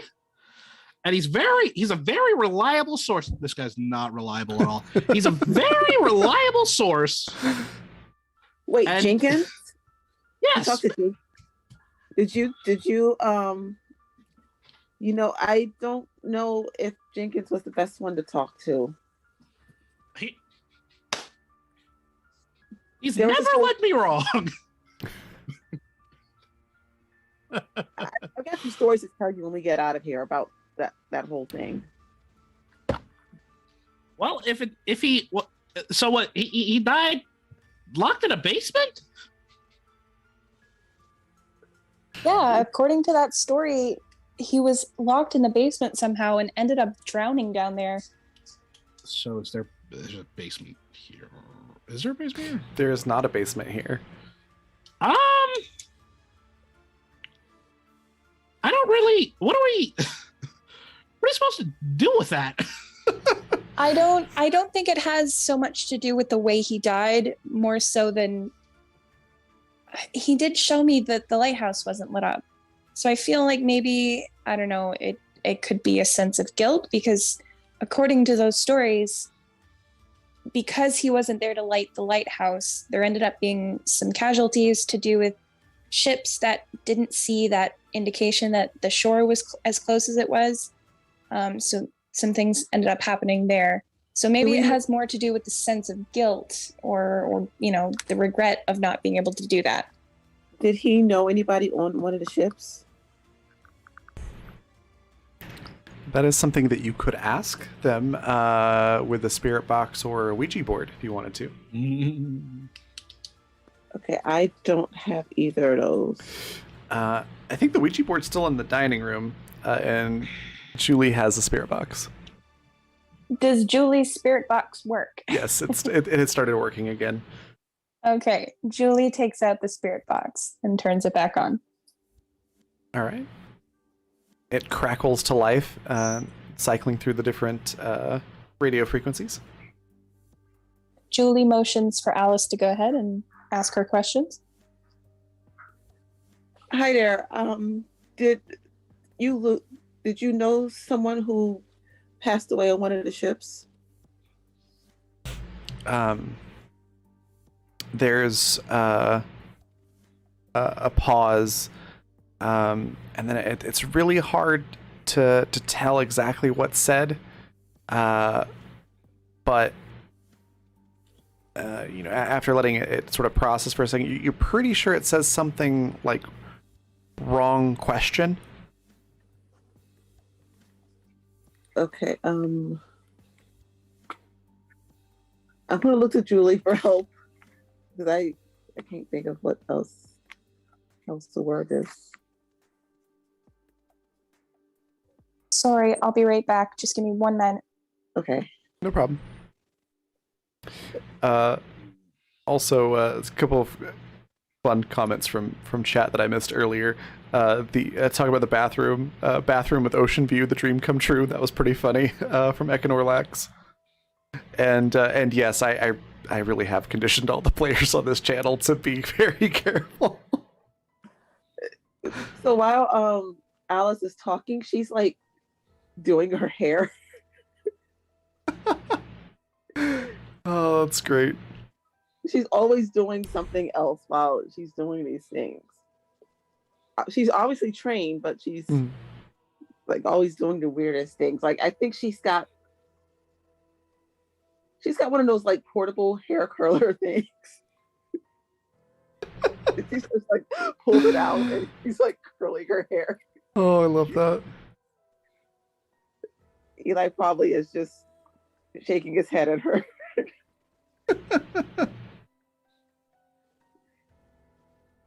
But of course, Eli probably still has his sheets tied together, ready to climb. No, Eli's dropped them, but he also points at his ladder creations like, lighthouse, spirit, hear me, and get the hell out. Were you a Boy Scout, Eli? What? Your knots. I'm just trying to find out where you learned to tie your knots. No, I'm self-taught. Wow, that's impressive. Actually, it really is. I wouldn't have been able to do that. Yeah, I hyperfixate on things. Is that how you got into this line of work?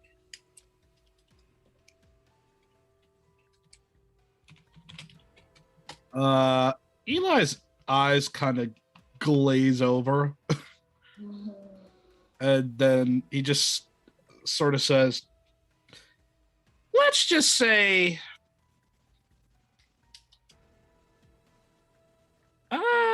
you using a Ouija board at the age of 7 It's fun. led me down a interesting path. But doesn't everybody use a Ouija board at the age of 7? No. Oh, really? Oh. Well, I'm glad that you did it.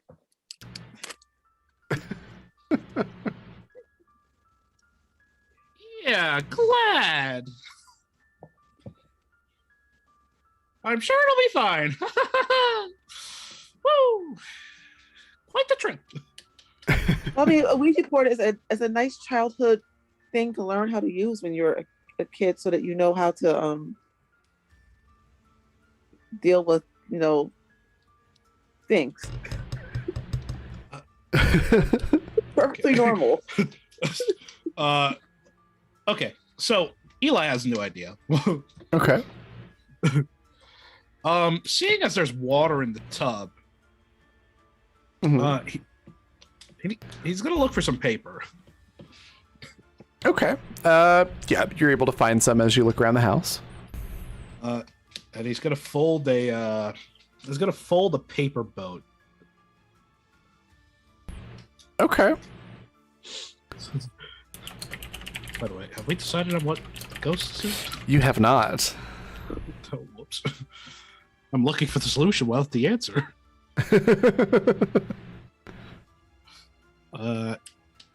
He's gonna fold the paper boat, and he's also gonna collect one of the lanterns. Okay. That's what he's doing. To let others do what they want to do. All right. And do we have V back yet? I am, yes. All right, cool. So what was the did you want to ask another question in the spirit box just before other things happen?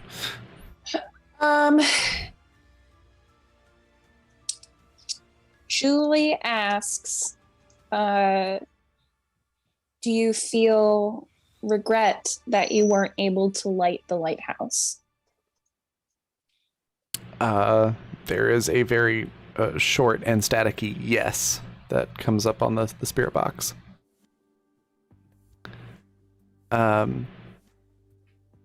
Anything else?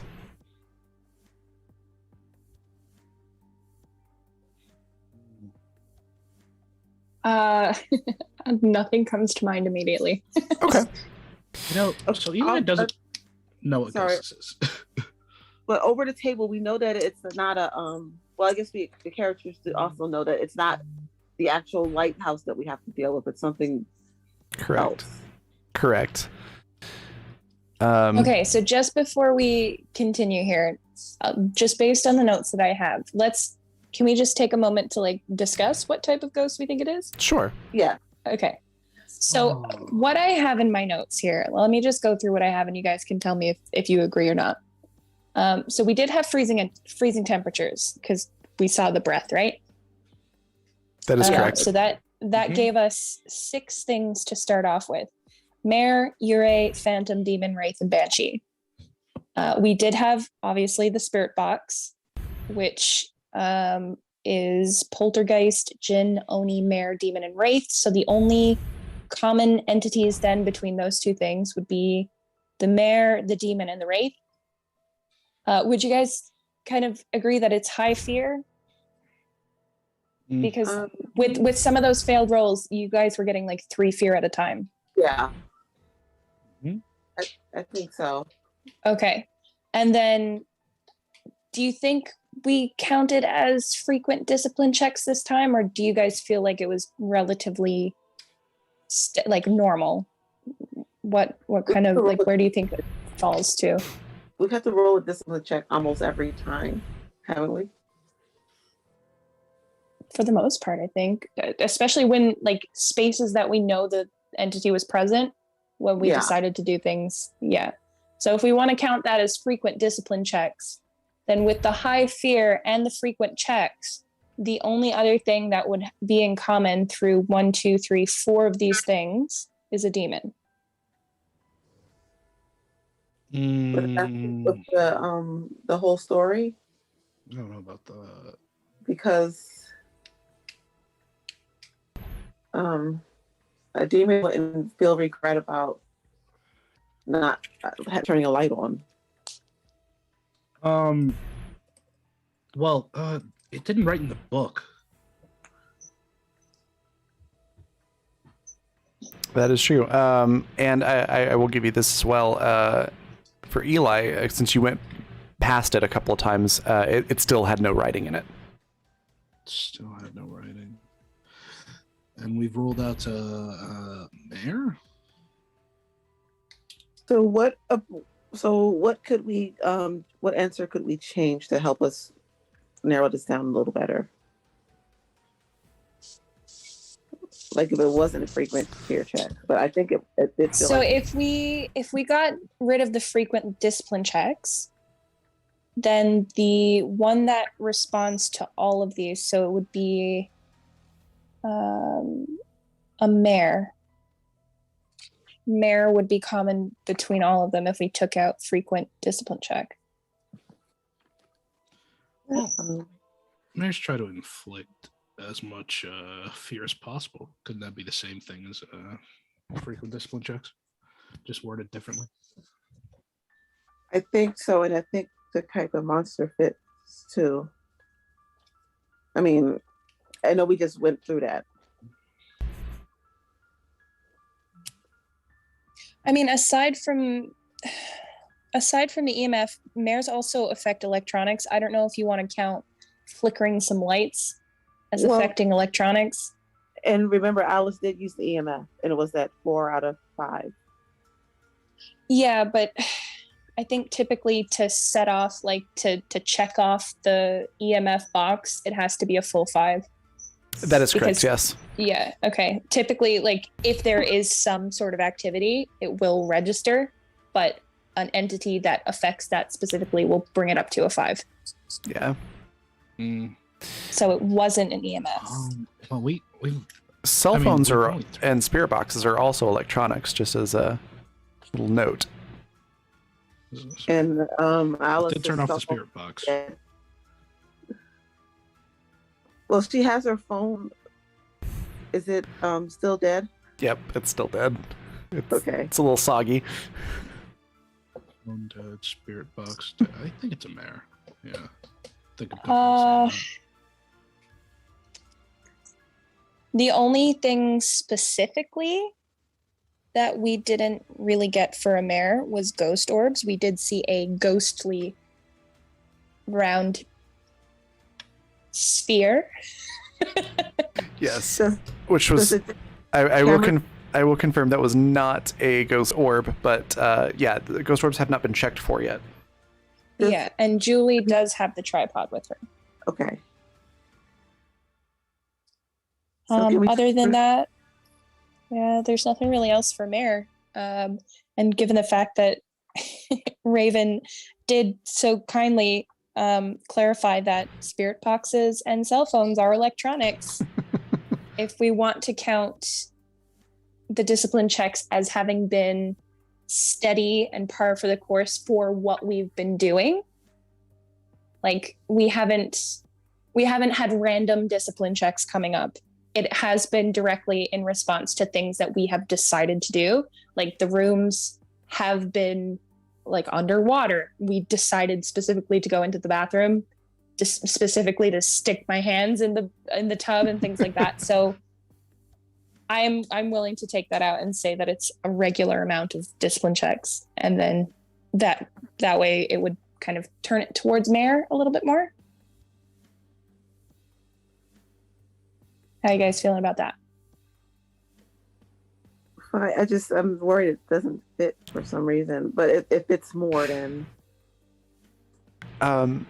where would you all be having this conversation? Like, I understand that we're talking out of character here, but I'm assuming your characters would have to have this conversation or a similar one as well. So where would your characters be having this conversation? Did we all follow Eli into that bedroom? I think so. I think we were closer to that top bedroom too, on the 4th floor. Okay. So at least in that general space there. All right. Could I get a hearing check from everyone? during this conversation. Nice. 33 or 43 actually for Julie with the critical success. Eli and Alice don't hear a thing. But Julie, surprisingly, all the way from the 4th floor, you hear a click, like a door shutting and locking from downstairs, and water. It sounds like it's just steadily trickling or flowing from the first floor.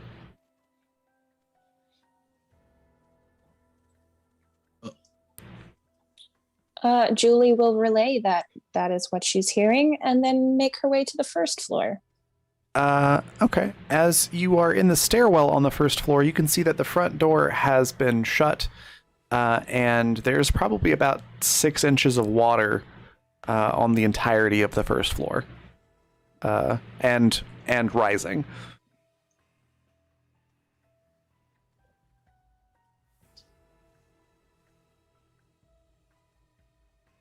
Well, looks like this guy wants us to share his fate.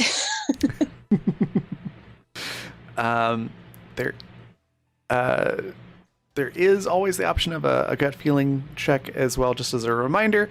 And do you have your decision on what type of ghost it is? Spirits are evil, you know. Eli. Road trouble.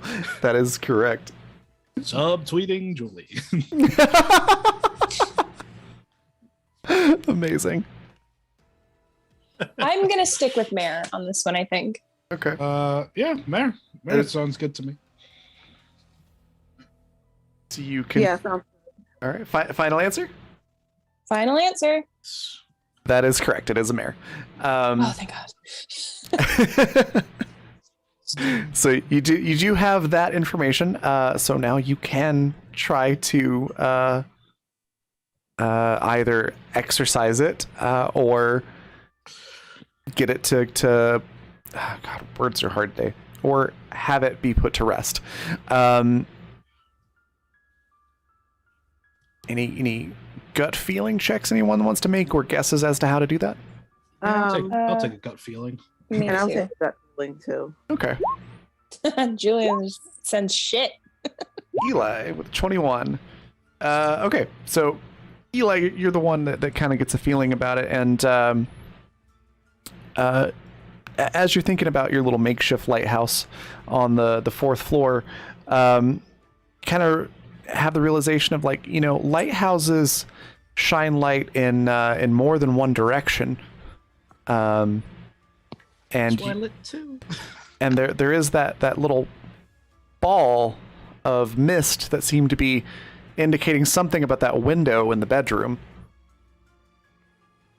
All right, I'll go back up to that window, or over to no. I think back up because we went to the 1st floor to see things. Okay. I'll go to that window All right. with a lantern. All right. What do you do with the lantern? It's still lit and it's dark because Eli doesn't turn any lights on, so he's gonna shine it towards the window. Okay. You trying to tell me? Nothing happens yet. I get closer. Do you keep holding the lantern, or do you do something else with the lantern? Speak to me, spirits! I'm gonna put it on the windowsill. Speak to me! Perfect. That was the last bit that you needed.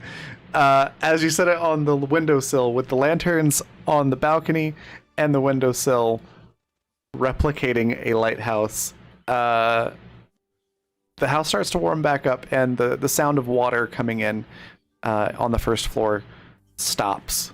And the whole house just seems lighter.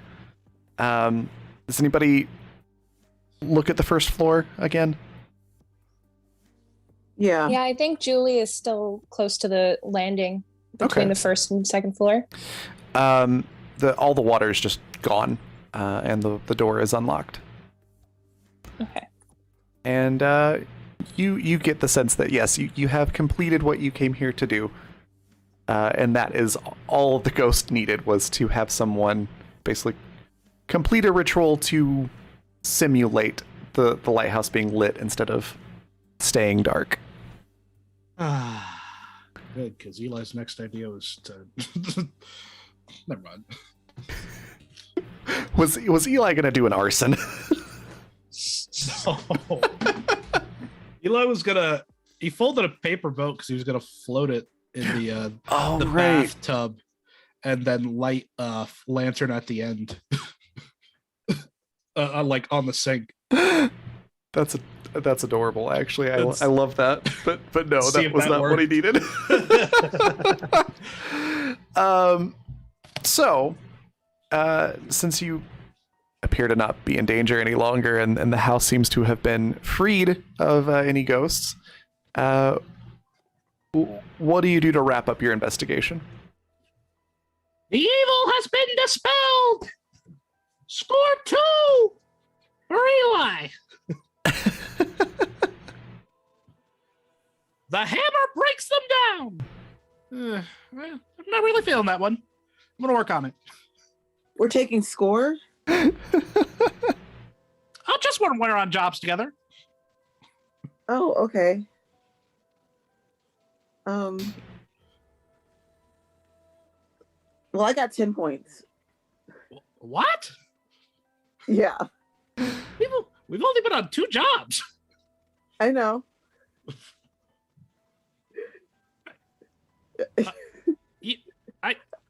Something's not connecting here.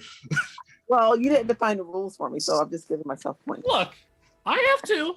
I've dispelled 2 ghosts. Julie has 1. Wonder why that is, I mean, spirits are evil. Well, not all of them.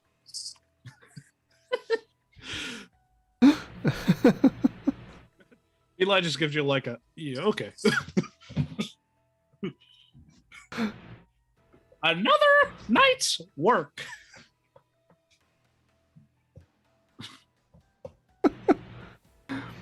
I need to get some coffee. How about Julie? What's your wrap up here? Good question. I think Julie, typically when Julie wraps up an investigation, she does a final lap of the house, I guess, just to mainly take things back to where they belong. So she'll like tidy up things that they've moved, or replace any items that have been displaced, things like that. I think what she'll probably do is to take the lantern from the windowsill of the back room on the 4th floor and take that with her. Okay. But yeah, she'll just go through and just kind of make sure that everything is where it's supposed to be. Nice. I'm sure the homeowners definitely appreciate it. There's like some mopping to do a little bit because of the water and whatnot, but it's relatively easy. And yeah, you are able to take that lantern. That the homeowners do not mind at all. And yeah, that's a nice little wrap up.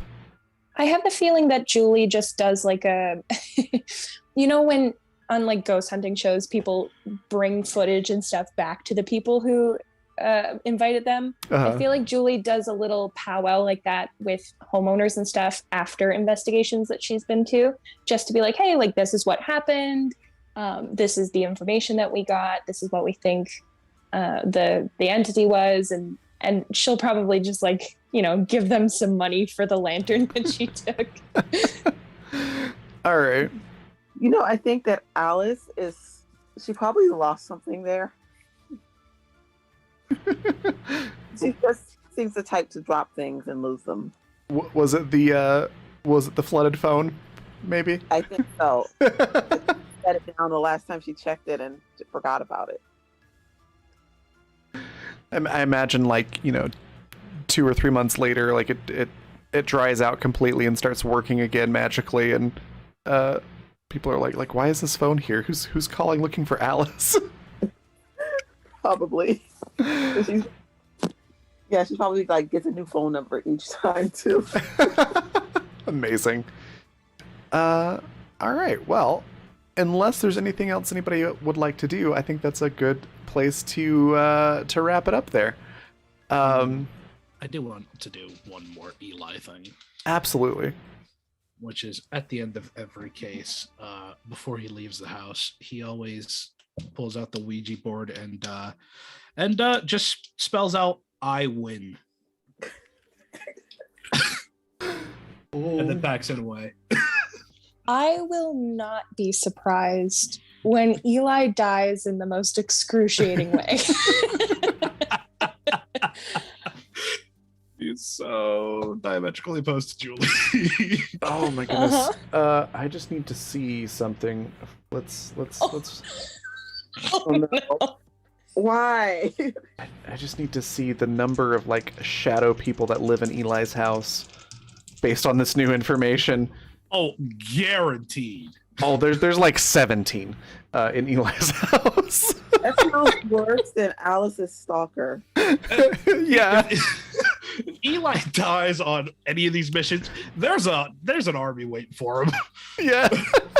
It's kind of like that trope in movies where it's like, a police officer or a superhero or something who puts a whole bunch of people in jail and then ends up in that jail. Yeah. Are we gonna have to like make, one of the cases have to rescue Eli somehow? I wouldn't be surprised. Yeah. One of these cases, Eli will be the ghost. Yeah. And then you know what Julie's gonna say? She's gonna say, "Wow, I bet you hoped that you'd get a nice, very wholesome ghost hunter to help you pass on into the afterlife, you absolute idiot." Except she wouldn't say it like that because she's very polite. It's and true. she thinks that ghosts deserve the benefit of the doubt. So I'm sure you'll be happy to have her. I was gonna say that sounds like a very Vanessa response. Yeah. I also want selfies with Eli's ghost. Eli just thinks this "all spirits are not evil" thing is nonsense and pure folly. The first question that Julie asks when she knows it's Eli's ghost is, "Are you evil?" Yes. Oh goodness. Oh, that was a lot of fun. I'm gonna give everybody a chance to see what their favorite part was, where we can find them next, and anything they like to share or plug before we end the stream here. We'll go reverse order from how we started. So let's actually start with Nikki, if that's all right. What was your favorite part? Okay, we can start with B. What was your favorite part? Where can folks find you? Anything you want to share or plug? Me? Yes. Sorry. Oh, okay. Favorite part. I don't know. I can't really pick a favorite part. I'm not sure. As much trouble as we give Eli for being Eli, I really enjoy the character. I think he provides some really funny comic relief interspersed throughout, the horror elements to it. So I think just the character himself is really interesting and fun to watch. You never know what he's going to do. Other than that, I particularly enjoyed like Julie's thought of, hey, maybe he just needs a hand. Just like sticking her arm in the tub, and then getting that visual of the entity being like, no, look, instead of trying to frighten her, take in this information, look at what I'm giving you. So that was really fun. And of course, Alice just not listening to anything with her headphones in and still managing to come out of the house without a scratch. Fingers crossed that keeps happening. Yeah, in a new outfit. We love intermittent wardrobe changes, so that's pretty cool. She did her hair too. Yeah, I mean, you cannot be unpresentable when doing a ghost hunt. What will the ghosts think, honestly? We always have to keep in tip-top shape for them. But yeah, that's it. As for myself, you can find me on Twitter. I have an art Twitter, which is @PepperoDraws. That's pepper like the candy. And you can see some of my art and sketches and all that good stuff that's posted up there. And of course, I will be back. Do we have Elite Beskar tomorrow? We do. We do. Awesome. So you can see me tomorrow evening. I will be here for Elite Beskar. And I play Anaka, who is an absolute joy. Yeah, that's me. Awesome. Do you have a favorite part that you could share with us now? All right, awesome. I I actually really liked how Eli was like just tying the bed sheets together. Oh God, yes. And it's clearly a bad idea. But Eli's so excited. That's great. I kind of felt really bad saying, not to tie the sheets together. But this was really fun. I really liked all of it, except for the dice rolls. Yeah. And I like how Julie's kind of Julie and Eli are just kind of not creeped out by Alice, I don't think, just weirded out. Just, she's just quite what you expect a ghost hunter to be. And you can find me tomorrow on Elite Me Beskar, where I play Ilsa. And you can follow me on Twitter at JaniePot7575. Awesome. Yeah, I just realized all of us are going to be on Elite Me Beskar tomorrow. I was like, oh wait, we're all in that game, which is going to be not actually here on YouTube until afterwards. The VOD will be here, but the live stream will be on Twitch at twitch.tv/RAVVYN at 6 p.m. Mountain Time. And then Par, what was your favorite part, and where can folks find you? Anything you want to share, plug?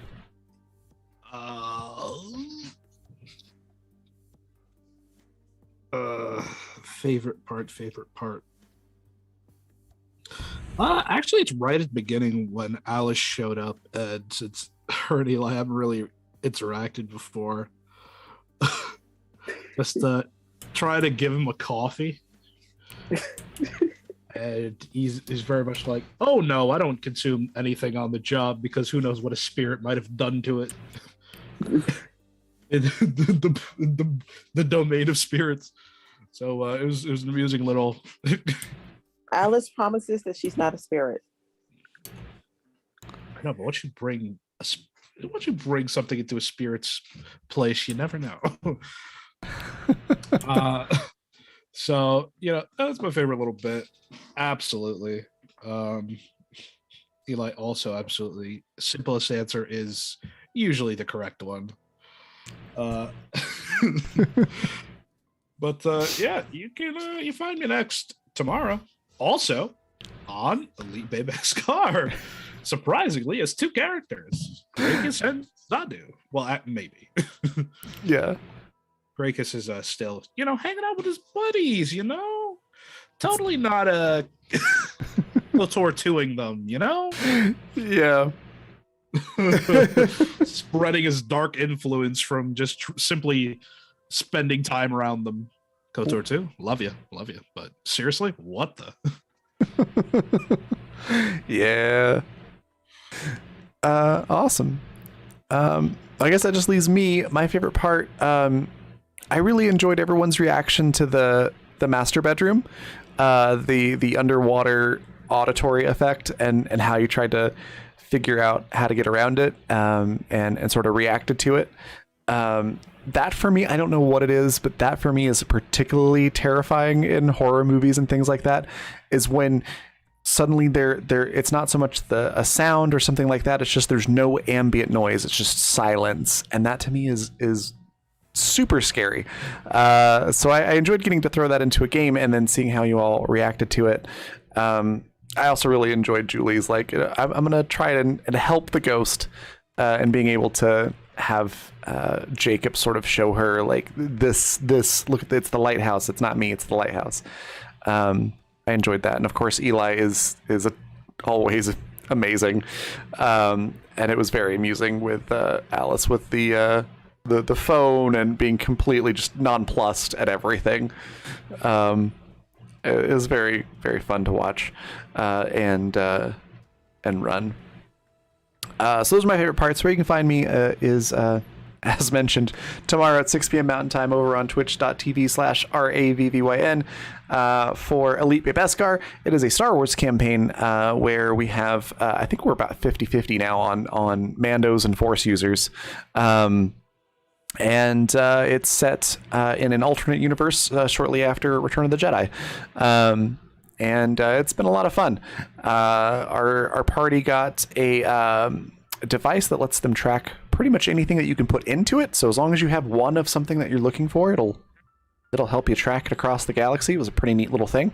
And there's a big dangerous fleet sort of looming on the edge of the known galaxy that's a massive threat to everyone. So it's going to be fun. So come check us out over there tomorrow for that. Then other things to share or plug. We've got our sponsors there. I just put the links into chat. Fundamental RPG. This game runs on that particular system. It's a D20 system that's not tied to a genre, and it's a pretty simple system, so you can pick it up and start running with it fairly quickly. And you can run everything from high fantasy to sci-fi and everything in between. Clearly horror games as well. You can pick up your physical copy that looks like this over on Amazon. There's a link to that in chat, or just search for Fundamental RPG. And then if you want the digital version, that you can pick up at coffee.com/Raven. There's a direct link to it there in chat, or if you look at the top right corner of the screen, ko-fi.com/Raven, you can find it there. And then also, our other sponsor is Die Hard Dice. dieharddice.com. If you go to that website and use the code Animus with a capital A, you can get 10% off of your order regularly, but until the end of, or not the end, but until December 20th, you can get 15% off of your order. Currently, they recently sent over a metal D20 for their Nightshade set. It's really, really pretty. It's purple and pink and heavy and really satisfying to roll. So there's a link directly to that in chat. But specifically today, one of the really amazing things that just happened, I'm going to throw the link directly into chat, was the release of the Blackfeather set, which is actually made for Blackfeather Guild. It's a gorgeous set. It's what I've been rolling tonight. You can kind of see the D20 and the D6 here. But it's a 7-piece set. It's their Avalor design, which I really love because it's got the little corners are kind of sort of cut off on the sharp corners on most of the dice, which gives it a really unique look and feel. And the font and everything matches the Blackfeather Guild quite well. Not to mention the coloring is just incredible. So go check that out. Pick up your own set of Blackfeather Guild dice. There is a release to a 4. Okay, I'll have to fix the link then. But if you go to dieharddice.com and go to new releases, it's one of the top ones right there. You'll be able to see it. And it comes with a Blackfeather Guild logo sticker, which is pretty cool. So yeah, I think that is everything I have to talk about sponsors. If you want to catch up on other episodes of this show or any that we've had over on Twitch in the past, you can do so here on YouTube on our channel. We've got all our VODs here. You can also catch our past content over on the Fantasy Network at watch.thefantasy.network. And I think that's everything. So thank you so much for watching. Thank you to V and Nikki and Par for playing. And I will catch you all tomorrow. Bye, everybody.